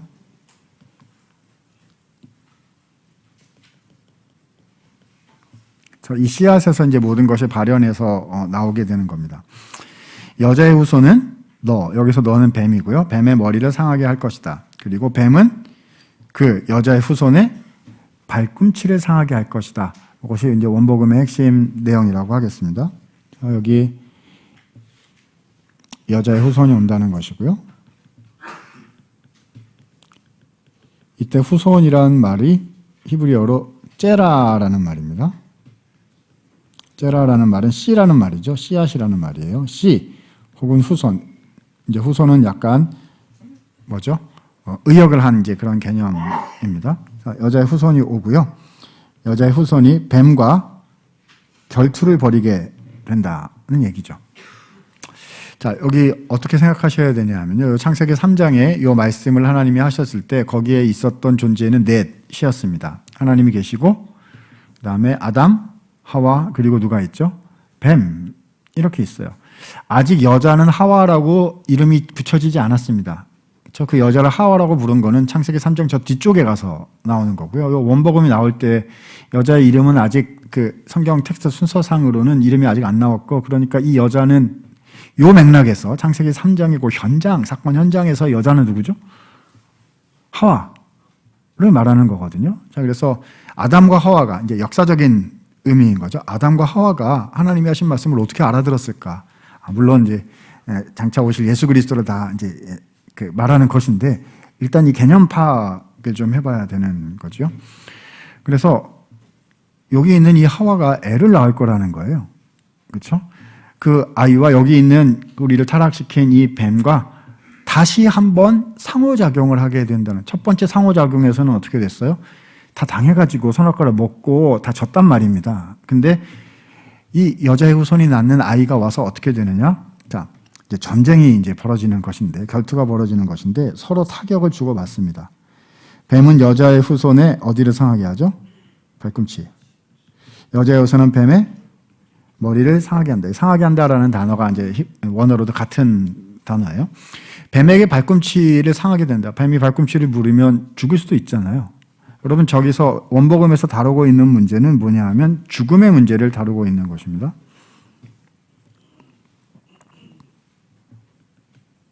왜 죽음의 문제를 다루고 있죠? 선악과를 먹으면 어떻게 된다? 정령? 죽으리라. 죽음의 대가, 그러니까 페널티가 있어야 된다고 이미 창세기 2장에서 말씀하셨기 때문에 이 죽음의 이야기를 이제 다루게 되는 거죠. 근데 죽음 같은, 그렇죠? 죽을 수 있는 죽음 수준의 그런 타격을 여자의 후손이 받게 되는 거죠. 근데 그걸로 끝나는 게 아니라 여자의 후손은 뱀의 어디를 상하게 하죠? 머리를 상하게 하죠. 그러니까 뱀이 머리를 상하면 어떻게 됩니까? 아야 아파요 이렇습니까? 안 죽습니까? 죽죠. 그렇죠. 그래서 여자의 후손의 궁극적인 승리. 아담과 하와 첫 번째 사람은 뱀의 유혹에 넘어져서 졌어요. 그러나 이 뱀을 죽이고 승리하는데 이 여자의 후손은요. 그런데 그 과정 속에서 큰 타격을, 희생을 감당한다는 거죠. 왜냐하면 사람도 죽어야 되니까. 아담과 하와도 범죄했으니까 죽어야 되잖아요. 그러니까 누가 죽어야 되는 거죠? 여자의 후손이 죽어야 되는 것인데, 근데 죽음으로 끝나는 것이 아니라 그것은 발꿈치를 상하게 되는 정도인 것이지, 그러니까 다시 부활하셔서 사망의 권세, 죄의 권세를 깨뜨리시고 궁극적인 승리를 얻으신다. 자, 누구에 관한 이야기인 거죠? 이건 전부 다 장차 오실 예수 그리스도 께서 오셔서 저희 아담과 하와가 해놓은 모든 것들을 다 회복시키시고 구원의 역사를 이루신다. 그러니까 창세기 3장 15절은 누굴 가리키고 있는 것이다? 장차 오실 예수님을 가리키고 있는 것이다. 입니다. 그래서 이렇게 정리를 해보면요. 자, 원복음을 가지고 우리가 성경을 어떻게 해석하게 되느냐?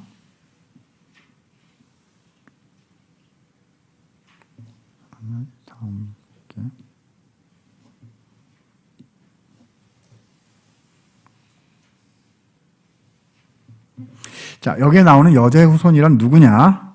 라는 거예요. 자, 계시의 점진적 발전으로 우리가 볼 수 있어야 할 것입니다. 자, 결국 누가 오시는 데까지 가야 되는 거예요? 예수님 오시는 데까지 가야 되는 겁니다. 근데 이 원복음이 그렇다고 빵 뛰어서 예수님 사건으로만 탁 점프해서 가는 게 아니라 그 중간에 뭐가 있어요? 구약성경 창세기 4장부터 말라기까지가 다 들어있다는 거죠. 그래서 저는 이렇게 표현할 수 있으리라 생각됩니다. 이 첫 번째 아담 이후로 나타나는 그 구속사의 주요한 모든 인물들은 예표 기능을 한다. 그렇죠? 어떤 의미에서요? 구원 계시는 다중적 성취를 통해서 점진적으로 발전해 나가게 되는데, 그때 다중적 성취란 온전한 성취가 아니라 부분적 성취, 발전을 위한 부분적 성취로서의 의미인 거지요. 그러니까 우리가 아브라함 사건을 볼 때, 야곱 이야기를 볼 때, 다윗 이야기를 볼 때, 사무엘 이야기, 삼손 이야기 뭐 이런 것들을 이제 다 볼 때요. 그렇죠? 인류의 대표로서, 그러니까 창세기 1장에 나온 그 하나님 형상과 모양 이런 사건들을 어떻게 이제 드러내고 있느냐, 이런 것도 봐야 되지만, 자, 그리고 그 사람들이 그때 역사적인 상황 속에서 어떤 일을 한 것인가, 블레셋과 전쟁할 때 그때 믿음에 작동하는 원리, 믿음의 원리란 무엇이었는가, 이제 이런 것도 이제 봐야 되고요. 그걸 설교할 수 있죠. 충분히 가능하고 또 해야 되는데, 근데 이것들이 흘러서 어디로 가고 있다? 장차 오실 그리스도를 향해서 가고 있다. 그리고 그 그리스도께서 하실 여러 가지 일들이 있거든요. 그렇죠? 땅을 성취하시는 일들이 있고, 하나님의 성품을 드러내시는 일들이 있고, 교회 공동체를 세우시는 일들이 있고, 그렇죠? 거기서 공의와 정의를 행하시는 일들이 있고, 이제 구약 성경에 나타나는 그 언약 사건에 나타나는 여러 가지 개념들이 있잖아요. 그렇죠? 그것들이 예수 그리스도를 향해서, 그렇죠? 우리가 신약과 견주어 본다면 우리가 이 본문을 어떤 의미까지로 우리가 해석할 수 있을 것인가 고민해야 되고, 또 거기서 우리가 나름대로 그런 해석들을 찾아낼 수가 있어야 된다는 겁니다. 따라서 구약의 인물들은 예표들이고요. 다른 의미로 다중적 성취 혹은 부분적 성취라는 의미에서의 여자의 후손인 거죠. 누가요? 구약 나타나는 다윗과 같은 인물들이 다중적 성취라는 의미에서의 여자의 후손 기능을 하고 있는 것이다. 그래서 그들이 죄를 떠나고 그다음에 하나님 나라를 회복시키고 하는 일들을 해나가게 되는 거고요. 진짜는 예수님이 오셔서 하실 거고, 그러니까 이 다윗은 예수님을 예표하면서, 그리고 예수 그리스도의 몸된 교회가 또 하나님 나라의 일들을 어떻게 감당하는지를 또 다윗이 보여주고, 이런 이제 여러 가지 차원들을 우리가 생각하면서 구약 성경을 읽어 나갈 필요가 있다, 이렇게 말씀드릴 수가 있겠습니다. 자, 원복음까지 한 겁니다. 여기 있네요. 구약 성경을 읽는 방법. 예수님을 어떻게 보여주느냐. 그래서 예수님에 대해서 어떻게 설명할 수 있느냐. 그리고 신약에서 완성된 예수님과 그분의 나라, 그리고 교회를 어떻게 우리가 또 설명할 수 있을 것인가. 이런 이제 관심을 늘 가지면서 설교하실 필요가 있다라고 생각하고요. 그래서 구약 본문을 설교하시더라도 끝에쯤 가서 어떤 중간 이후나에서 예수님에 대한 언급이 반드시 나올 수 있도록 하시는 게 좋겠다, 이렇게 생각합니다. 물론 뭐 날마다 억지로 틀 맞춰가지고까지 못할 수도 있고, 이제 녹아 있을 수도 있고, 그렇죠? 또 뭐 적용 시간에 얘기할 수도 있고, 다 아니면 이제 여러 가지 방식이 있을 건데, 적어도 설교를 하는 내 입장에서는, 저는 설교문에 어디까지 담아내든지 간에 설교를 하는 내 입장에서는 이것이 예수님과 그분의 나라와 그분의 교회를 보여주는 것이다라는 것이 내 안에서 해석되어 있고 이해되어져 있고, 내 안에서 그것이 자연스러워야 구약을 잘 설교할 수 있을 것이라 생각합니다. 자, 10분 정도 더 하고 질문을 좀 먼저 받겠는데요. 이제 노아 홍수와 하나님의 약속, 바벨탑 석궁 하나님의 약속. 자, 노아 언약이라는 게 있지요. 자, 노아 언약은요, 저는 창조 사건의 재시작이다. 창조의 재시작이다, 이렇게 생각을 합니다. 이걸 recreation이라고 부를 수 있고, 재창조죠, 재창조. 여러분, 노아 홍수는요, 창세기 1장 2절로의 회귀입니다. 저 창세기 1장 2절에 다 수면에 다 갇혀 있었는데, 그 이후에 하나님이 쭉 만드시면서 그 다음에 바다도 육지와 이제 경계선도 정하시고 막 다 이렇게 하신 거잖아요. 물도 아랫물 윗물 이렇게 나누시고 이렇게 하신 건데, 그 노아 홍수는 심판이어가지고요. 그래서 나눠진 물들 합쳐지고 이 물들이 또 육지까지 다 들어오고 막 이렇게 된 거잖아요. 그래서 하나님을 왕으로 섬기지 않을 때 그 창조의 의미가 뒤로 물러갈 수 있다는 걸 보여준 게 홍수 사건인데요. 그런데 8장 9장 이렇게 창세기 8장 9장 이제 넘어가게 되면 거기 계속 뭐라고 나오냐 하면 생육하고 번성하라, 땅에 충만하라, 이런 말씀들이 계속 반복되는 것을 여러분 보실 수가 있을 겁니다. 다 어디 나온 표현들이죠? 창세기 1장 창조명령, 문화명령에 나온 표현들이잖아요. 그러니까 죄악이 관영해서 하나님은 모든 것을 심판하셔야 했으나 방주를 남기시고, 방주 안에 종류대로 들어갔다, 이렇게 또 다 돼 있어요. 다 아시니까, 이렇게 목사님들 모이면 이게 편한데 직접 안 읽어드리고 표현만 딱 해도 다 아실 거라고 생각합니다. 종류대로라는 말이 원래 어디 많이 나오는 표현이죠? 창세기 1장에 많이 나오는 표현이잖아요. 그러니까 방주 안에 종류대로 들어갔다는 거는 거기에 뭐가 모형으로 다 들어간 거죠. 창조세계 전체가, 피조세계 전체가 그 안에 이제 다 들어간 것이고, 다시 나와서 생육하고 번성하라 하시면서 창세기 1장의 기회를 다시 한번 허락해 주시는 사건이다. 그래서 이거를 재창조 사건이다, 이제 저는 이렇게 부를 수 있어요. 이제 어떤 분들은 재창조 정도가 아니라 새창조라고 얘기하는 거 아닙니까? 이제 또 이렇게 말씀하실 수 있는데, 계시의 점진적 발전들을 쭉 가다 보면 새창조라는 개념이 새 언약 가게 되면 엄청 나옵니다. 특히 이사야 같은데 아까도 말씀드렸지만, 보라 내가 새 일을 행하리라, 그렇죠? 광야의 길을 내고, 그렇죠? 광야가 변하여 샘이 될 거죠. 황무지가 참 있고, 이 노래, 그런 이제 표현들이 쭉 나오는데, 그래서 새 창조 이야기가 나오고, 새 하늘, 새 땅 이야기 나오고, 그렇죠? 그래서 여기서는 재창조, 창조가 다시 한번, 창조 명령을 다시 한번 수행할 기회가 다시 한번 주어진다, 이런 개념이 쭉 발전해 나가서 이제 새 창조로 가게 되고, 신약으로 가면 예수님께서 이루셔가지고요, 그렇죠? 그래서 거듭나는 것이다, 다시 태어나는 것이다. 이게 이제 새 창조 개념인 거잖아요. 그리고 고린도 5장 17절 보라 새 것이 되었다, 이제 이렇게 가는 이제 여러 종류의 개념들이 이제 다 구약 안에 있다 할 수 있겠습니다. 그러니까 노아 언약은요, 창조 사건의 성취죠. 부분적 성취이고, 또 누가 나오는 거죠? 여자의 후손이 나와서 다시 한번 해보시게 되는 거니까 이거는 또 원복음의 부분적 성취다. 노아 언약은 이제 이렇게 우리가 생각할 수 있는 개념이 됩니다.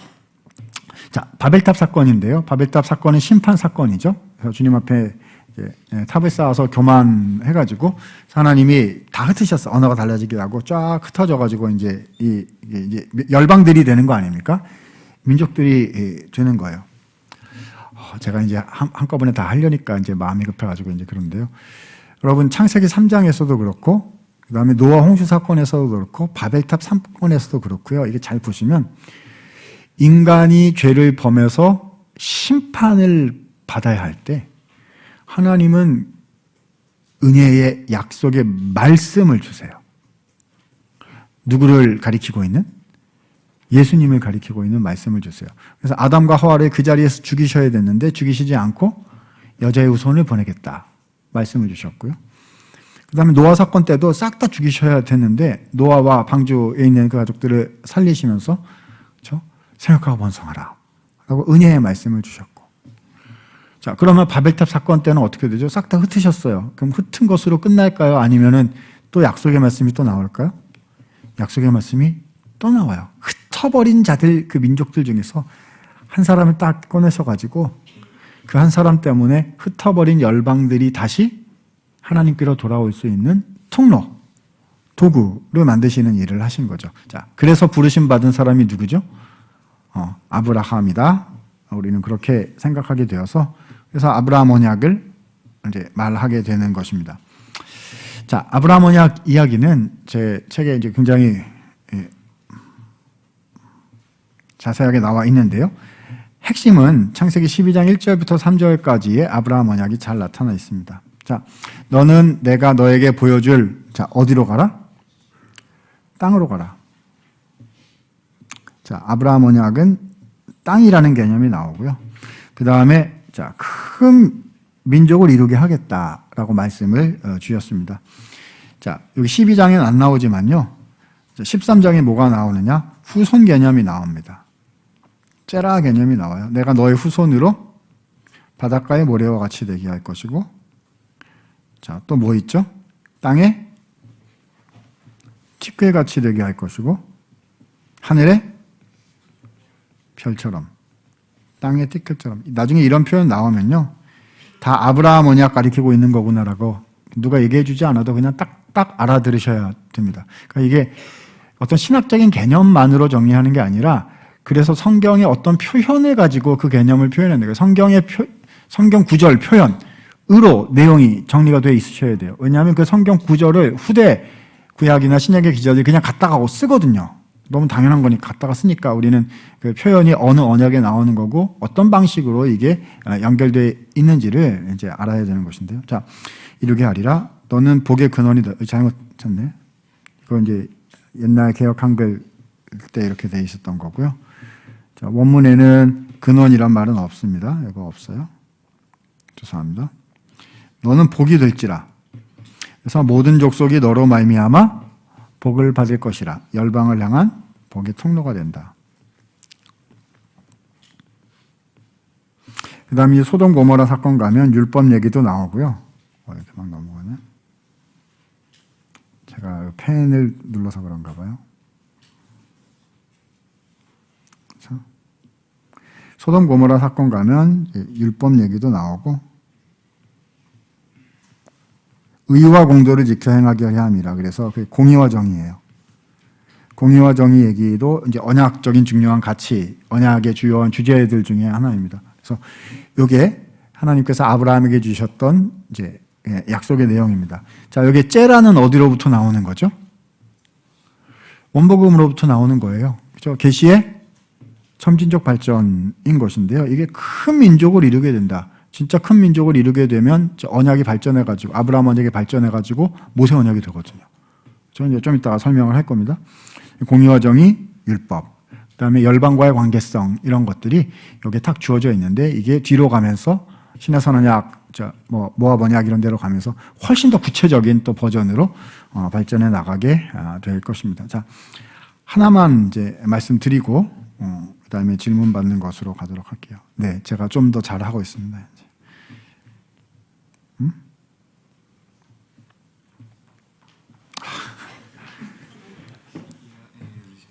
네.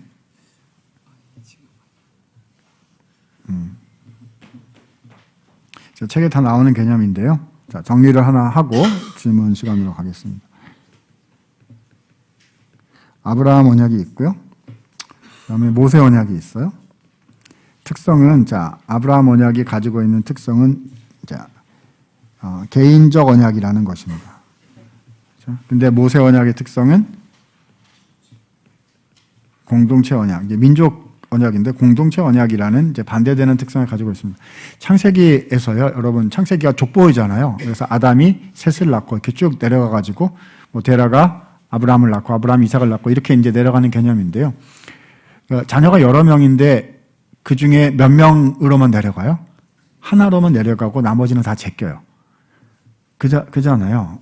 그렇죠? 아담은 셋 이렇게 가는 거고 노아도 아들이 3명이 있었는데 그 중에 셈, 데라도 여러 아들이 있었는데 그 중에 아브라함은 이삭, 그렇죠? 이삭은 야곱과 에서가 있는데 그 중에 야곱 이렇게 다 제끼고 하나로만 쭉 내려가는 거예요. 그렇죠? 그래서 여기에 창세기에 나오는 버전들은 다 개인적인 이제 가족을 포함하는 거지만 개인이 받은 건데요.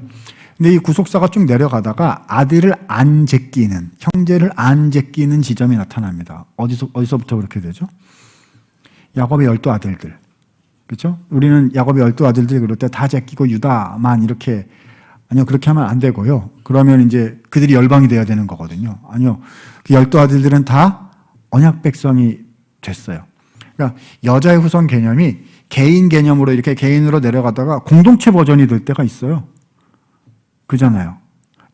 그래서 그 루벤부터 이렇게 해가지고 다 12지파, 12아들들이 다 언약 백성의 지파가 돼서 이제 제껴지지가 않는데 그 아들, 물론 이제 그 중에 예수님이 어느 지파에서 오시느냐, 이제 그 흐름으로 이제 가는 거긴 하지만 제껴지지 않고, 공동체 버전이 됩니다. 그러니까 이게 부분적 성취, 예표적 의미로서의 여자의 후손의 발전이 이렇게 쭉 나갈 때요. 그 여자의 후손은 개인이기도 하면서 공동체이기도 해요.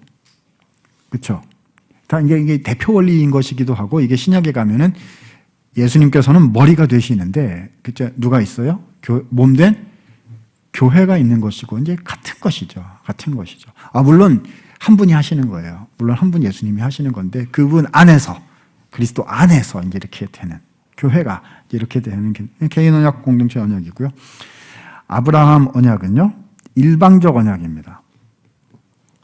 모세 언약은 쌍방적 언약입니다. 일방적 언약이라는 게 무슨 말이냐 하면요. 이제 이게 똑같은 말인데, 이제 각도를 좀 달리해서 표현해 보면, 아브라함 언약은요, 무조건성이 강해요. 근데 모세 언약은 조건성이 훨씬 더 강합니다. 자, 일방적, 쌍방적이란 말은요, 그 처음에 언약을 맺을 때, 그렇죠? 합의에 의해서 언약을 맺었느냐, 아니면 그냥 하나님이 선물로 줬느냐, 이 얘기예요. 아브라함과 언약 맺을 때 하나님이 아브라함한테 동의, 제청 이런 거 구하셨습니까? 아니면 그냥 주셨어요? 그냥 주셨어요. 그렇죠? 그래가지고요 조건이 안 들어 있어요. 네가 잘하면 이루어주겠다가 아니고 아브라함이 처음에 믿음이 연약해도 야곱이 그렇죠? 잘못을 해도 하나님은 은혜를 베풀고 빚어가시고 이렇게 이제 되는 거죠. 그래서 그 옛날 박영선 목사님 그 유명한 설교들처럼 아브라함이 아브라함 된 것은 누구의 열심이다? 하나님의 열심이었다. 이제 이렇게 표현하게 되는 이제 그런 특성이 이 아브라함 언약에서 나타납니다. 근데 모세 언약에 가면요, 얘기가 확 달라져요. 신명기 28장 이런 데 가게 되면 어떻게 되죠? 순종하면 복을 받고, 불순종하면 저주를 받는다. 이래가지고요, 아주 명확한 기준으로 이렇게 잘했느냐, 못했느냐를 평가하는 방식으로 이제 들어가게 됩니다. 그리고 신의 언약을 맺을 때는요, 하나님이 동의 제청을 구하세요. 너네 언약 백성 되면 10계명 지켜야 될 텐데, 지키겠느냐? 이렇게 물어보세요. 그래서 거기서 노 하면 이게 언약에 진입이 안 되는 거거든요. 그래서 백성들이 지키겠습니다. 뭐 지킬 것 같은데 지키겠느냐? 그러니까 다음 여호수아 24장에 가서 거기서 언약갱신 할 때도 똑같아요. 지키겠느냐? 지키겠습니다. 이거 지키는 게 쉽지가 않은데 그래서 지키겠느냐? 그렇죠? 그래서 섬길 자를 택하라 이렇게 가는 거고요. 그래서 지키겠습니다. 그러니까 이제 양쪽이 딱 박수리가 나는 거죠. 동의 제청이 돼가지고 딱 박수를 나면 오케이. 언약 시작 이렇게 되는 거거든요. 이게 무슨 말이냐면 이 쌍방성은 조건성을 의미하고요. 그래서 양 당사자 중에 한쪽이 의무를 위반하게 되면은 이 쌍방적 언약이 깨져요. 아브라함 언약은 깨질 수 없는 언약이에요. 형태 자체가. 근데 모세 언약은 깨질 수가 있고, 그래서 자꾸 그 다음에는 언약이 파기되었다. 이제 이런 버전들이 그 다음에 계속 이제 나오게 되는 거죠. 질문은요? 아브라함과 모세 언약은 완전 반대네요. 그래서 세대주의적으로 생각하면 여기서 이제 세대가 바뀌어가지고 하나님이 구원하시는 방식에 그런 뉘앙스가 달라지는 것이다. 이렇게 가게 될 텐데, 세대주의를 보자면. 근데 우리는 그렇게 생각하지를 않죠. 커버넌트 치유인데 이것은 하나의 더 커버넌트를 보여주고 있다. 아니요, 완전 반대인데요. 이게 어떻게 같은 거를 말할 수 있는 거죠? 라고 질문을 던져야 되는 것이고요. 우리는 거기에 대해서 우리 이제 개혁신학 입장에서 먼저 언약의 눈으로 어떻게 대답할 수 있느냐, 이제 그게 우리가 출애굽기 이후의 텍스트들에서 우리가 설명해 나가야 되는 부분이 되는 것입니다. 저는 이 두 가지가 충분히 연속선상에 있는 것으로 설명된다고 생각하고요. 이제 그 이유는 이제 오후에 신의 선약 하면서 좀 더 말씀드려 보도록 하겠습니다. 제가 5분 시간을 더 썼네요.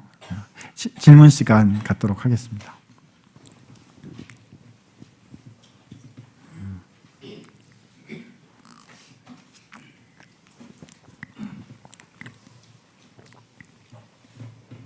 네, 제가 질문을 돕기 위해서 잠시 사회를 보겠습니다.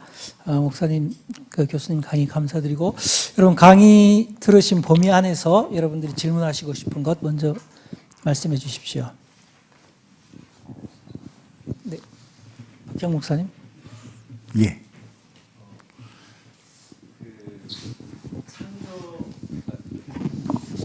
귀한 강의 잘 들었습니다, 목사님. 예, 감사합니다. 이제 노아 언약 때 이제 창조 언약의 어떤 재창조로서 이렇게 말씀해 주셨는데, 근데 창조 때에는 생육, 번성, 충만, 정복, 다스림 5가지이고, 노아 때는 이제 정복과 다스림에 빠져 있는데, 이 2가지가 빠진 이유에 대해서 한번 좀 말씀해 주시면 감사할 것 같고, 네. 또 한 가지가 더 있는데, 한 가지는 이제 아브라함은 개인적인 언약으로서 이렇게 갔고 모세는 공동체로 갔는데, 그럼 모세 시대에 이스라엘 백성들 공동체 안에서 그 각 개인들은 어떻게 봐야 되는가? 홍해 건넜던 사건도 이제 국가적인 고린도전서에서는 세례로 보기도 하고 하는데, 그걸 개인과 어떤 공동체적인 그 입장에서 어떻게 봐야 될지 그런 부분들을 좀 궁금합니다, 목사님. 네. 되게 구체적이네요, 질문이. 네. 그 창세기 1장하고 이제 노아 언약하고 이제 말씀을 하셨는데, 정복하고 다스림이라는 표현이 창세기 1장에는 있고 이제 노아 쪽에서는 거기까지 나타나지는 않는다, 이제 말씀을 해 주셨고요. 네, 좋은 관찰이라고 생각을 합니다. 네, 정복과 다스림이라는 개념 자체가 빠져 있다고 생각하지는 않고요. 네, 그걸 부정하는 말이 나타나고 있지는 않으니까요. 생육하고 번성하라는 쪽에 그냥 좀 초점이 맞추어져 있는 정도로, 그 정도로 생각하면 되지 않을까 이렇게 여기고요. 그리고 창세기 1장에 나타나지 않은 또 추가되어 있는 부분들도 또 노아 언약에는 또 나타난 것들도 또 있기 때문에 계시가 발전해가는 중에 강조하는 포인트들이 구성이 된 것이다. 왜냐하면 창세기 1장에 주신 이제 정복하고 다스리라는 말 자체가 지금 뭐 무효화된 거는 이제 아니니까, 네, 그렇게 이제 생각이 되고요. 그래서 제가 시간상 좀 패스해서 지나갔는데, 노아 언약에서 봐야 되는 2가지 포인트 정도가 있다라고 이제 생각을 하는데, 하나는 무지개 이야기고, 또 하나는 그다음 이제 노아가 포도주 먹고 쓰러졌을 때, 그때 뒤에 언급된 이제 구절인데요. 그 무지개 같은 경우는 그 히브리어로 캐셰트라는 단어인데, 캐셰트라는 단어를 이제 구약의 다른 곳에서는 대부분 활로 번역을 합니다. 그러니까 이 캐셰트라는 말은 원을 절반 자른 형태, 이제 반원 형태의 어떤 물건들을 가리켰는데, 그게 무지개예요. 그러니까 그때 사람들은 무지개를 보고 이제 다시는 물로 심판하지 않겠다라고 하신 그 무지개를 보고, 자, 하늘에 뭐가 걸려 있다? 무지개가 아니 활이 걸려 있다, 이렇게 이제 생각을 했던 것 같고요. 여기에 대한 이제 여러 종류의 해석들이 있는데, 이제 제가 받아들이는 해석은, 자, 활을 있으면 활에 화살을 걸어가지고 쏘면 땅으로 가요, 하늘로 가요? 하늘로 가죠. 이거는 이제 누가 책임진다는 의미가 누구에게 책임이 있다는 말이 되는 거죠. 하늘에 책임이 있다라는 말이 되기 때문에 반드시 이걸 이루어 주시겠다. 자, 하나님이 책임지고 노아 언약은 이루시겠다라는 이제 또 다른 새로운 강조점이 하나 이제 들어가 있는 이제 그런 구성체다 이렇게 생각하고요. 그다음 또 하나는 노아가 포도주 먹고 나서 그다음에 셈, 함, 야벳 중에서 이제 함은 그걸 가지고 이제 나가서 얘기를 했는데 나머지 둘은 이제 아버지 덮어드리고 이렇게 했잖아요. 그렇게 했을 때 쭉 나오는 게 그러니까 가나안은 뭐 셈이 종이 되고 뭐 이제 이런 구절만 우리는 이제 주로 알고 있는데 이제 거기 보면 자, 그 야벳의 장막이 창대해지게 되고 그다음에 그가 셈의 장막에 거한다. 이제 이런 표현들이 나오고 있는데 그게 이제 두 가지 번역이 가능해요. 그래서 그 셈의 장막에 거하는 자가 우리말 번역에는 야벳이 셈의 장막에 거한다. 이제 이렇게 이해하도록 번역이 되어 있는데 원문을 보면 또 하나의 번역이 가능해요. 하나님께서 셈의 장막에 거하실 것이다라는 번역도 문법상으로는 또 가능한 이제 번역이거든요. 그래서 우리가 후자의 번역을 선택을 할 경우에는 자, 노아 언약의 결론을 어떻게 낼 수 있냐 하면은요. 그래서 하나님은 다시는 물로 이제 심판하지 않으실 것이고, 그래서 하나님 그러니까 이 사람들이 번성하고 생육하고 번성해서 그래서 하나님 창세기 1장에 말씀하신 그 내용들을 다시 잘 수행해 나가는 일들 이제 있게 될 건데 그때 셈이 장막을 지을 것이고 그 셈의 장막에 누가 오신다? 하나님이 오신다. 라는 약속이 노아 언약 뒷부분에 또 나온다고 생각을 합니다. 굉장히 놀라운 약속인데요. 여러분 그 구약 성경 안에 그 구원자 개념에 대해서 두 가지 개념이 계속해서 이제 반복해서 같이 등장하고 있는 것을 보게 되는데요. 첫 번째는 인간 구원자 개념이에요. 인간 구원자 개념이고 두 번째는 신적 구원자 개념입니다. 인간 구원자 개념은 어디서부터 출발하냐 하면요. 여자의 후손 개념에서 출발하는 거예요. 그렇죠? 그러니까 여자가 아이를 낳는다. 그건 인간인 거잖아요. 그래서 여자의 후손 개념이 족보가 어디로 내려가죠? 셋 쭉 내려서 노아, 셈, 데라, 아브라함, 이삭, 야곱 이렇게 쭉 내려가서 다윗, 뭐 히스기야 뭐 이렇게 내려가는 그러니까 구약의 족보예요. 거기에 해당되는 말이 메시아인 거고 메시아는 인간 왕을 가리키는 거거든요. 메시아는 기름 부음 받은 자라는 뜻이에요. 그러니까 기름 부음 받은 자는 하나님을 가리키는 말이 아니에요. 구약에서는 우리가 하나님한테 기름 부을 수가 없잖아요. 그러니까 기름 부음 받은 자는 하나님이 선택한 어떤 인간 지도자를 가리키는 이제 말이 되는 것이고요. 근데 이 노아 언약 뒷부분에서는 뭐가 나오냐면 자, 누가 직접 오신다? 하나님이 구원하시기 위해서 직접 내려오신다는 개념이 있는 거죠. 그러니까 여자의 후손은 구원자를 보내시겠다, 하나님이. 근데 노아 언약 뒷부분에는 하나님이 직접 구원자로 오시겠다. 내려오시겠다라는 개념이 있는 거죠. 자, 셈의 장막에 하나님이 내려오신 경우가 구약 안에서 부분적인 성취로 이미 존재하고 있습니다. 뭐죠? 성막을 짓고 불기둥 구름 기둥으로 내려오셨고 성전을 지으시고 내려오셨어요. 그런데 이 신적 구원자, 하나님이 직접 구원하신다는 이 개념과 여자의 후손을 통해서 이 인간 족보 이렇게 해가지고 구원자가 온다는 이 두 가지 개념은 구약 안에서는 서로 다른 개념이에요. 왜냐하면 하나는 인간 족보이고 하나는 하나님 그분이시기 때문이죠. 그런데 그러면 이 중에 누가 구원자냐 이렇게 되는 것인데요. 근데 이 모든 하나님의 계시들은 한 사건에서 만납니다. 어디서 만나게 되죠? 그리스도 사건에서 만나게 되는 거지요. 그래서 하나님께서 하나님의 아들이시죠.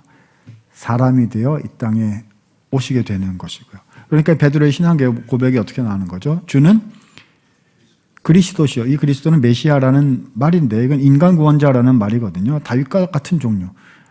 그러니까 예수님이 그리스도다라고 말해서는 이제 죽일 수가 없는데 이제 그 뒤에 하나가 더 있는 거잖아요. 주는 그리스도시요 살아계신 하나님의 아들이십니다. 그러니까 신이십니다. 하나님이십니다. 이렇게 베드로가 고백을 한 것이고, 그러니까 나중에 예수님 이제 돌아가실 때도 그렇죠.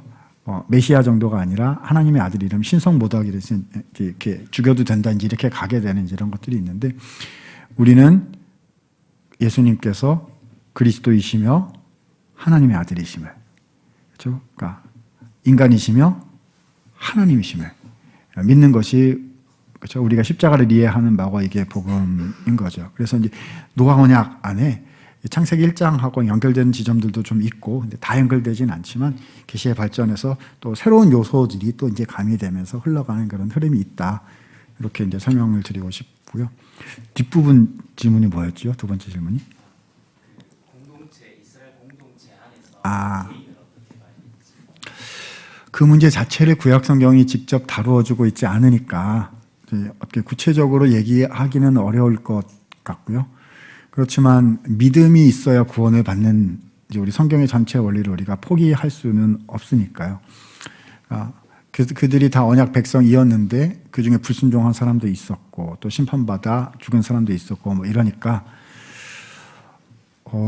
그냥 전체적인 큰 원리로 이렇게 답변을 이제 해야 되지 않을까 싶습니다. 그것이 공동체 안에서의 한 개인이던 아니면 창세기에 나타나는 아담과 하와, 뭐 아브라함 뭐 이런 식의 이제 한 개인이든지 간에 약속을 믿음으로 구원을 받았다. 저는 이제 그렇게 표현하는 것이 좀 가장 적절한 수준의 표현이 아닌가 이렇게 생각을 합니다. 그러니까 아담과 하와는 그들에게 주어졌던 약속은 아주 심플했죠. 여자의 후손이 온다. 그렇죠? 여자의 후손이 와서 모든 것을 회복시킬 것이다라고 하나님이 약속의 말씀을 주셨는데 그들은 그 약속의 말씀을 믿음으로 구원을 받았다. 이렇게 정리해야 될 것 같고요. 왜냐하면 그 여자의 후손은 누굴 가리키는 거죠? 예수님을 가리키는 거거든요. 예수 그리스도의 십자가 사건은 우주적 사건이어서 시공을 초월한 그렇죠? 모든 곳에 동일한 영향을 주는 거죠.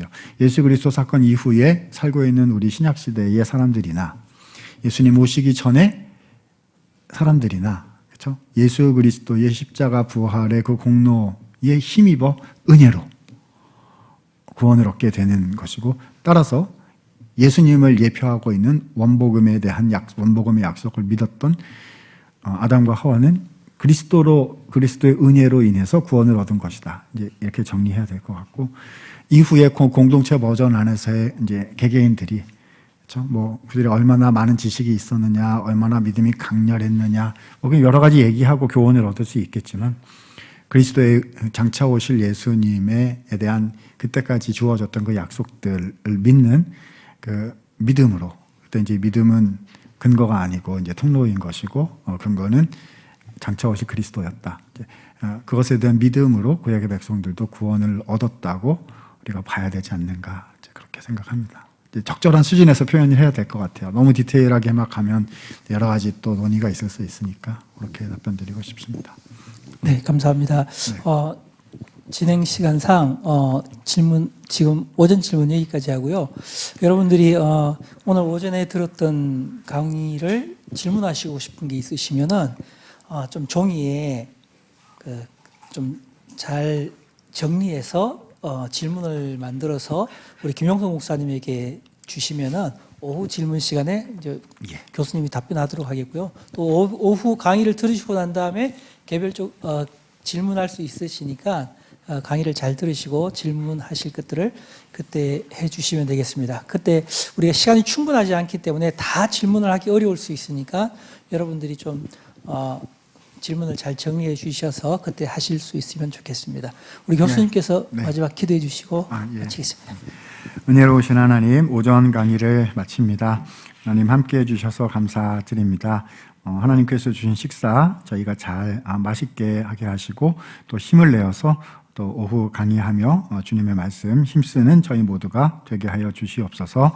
감사드리며 예수님 이름으로 기도드리옵나이다. 아멘. 수고하셨습니다.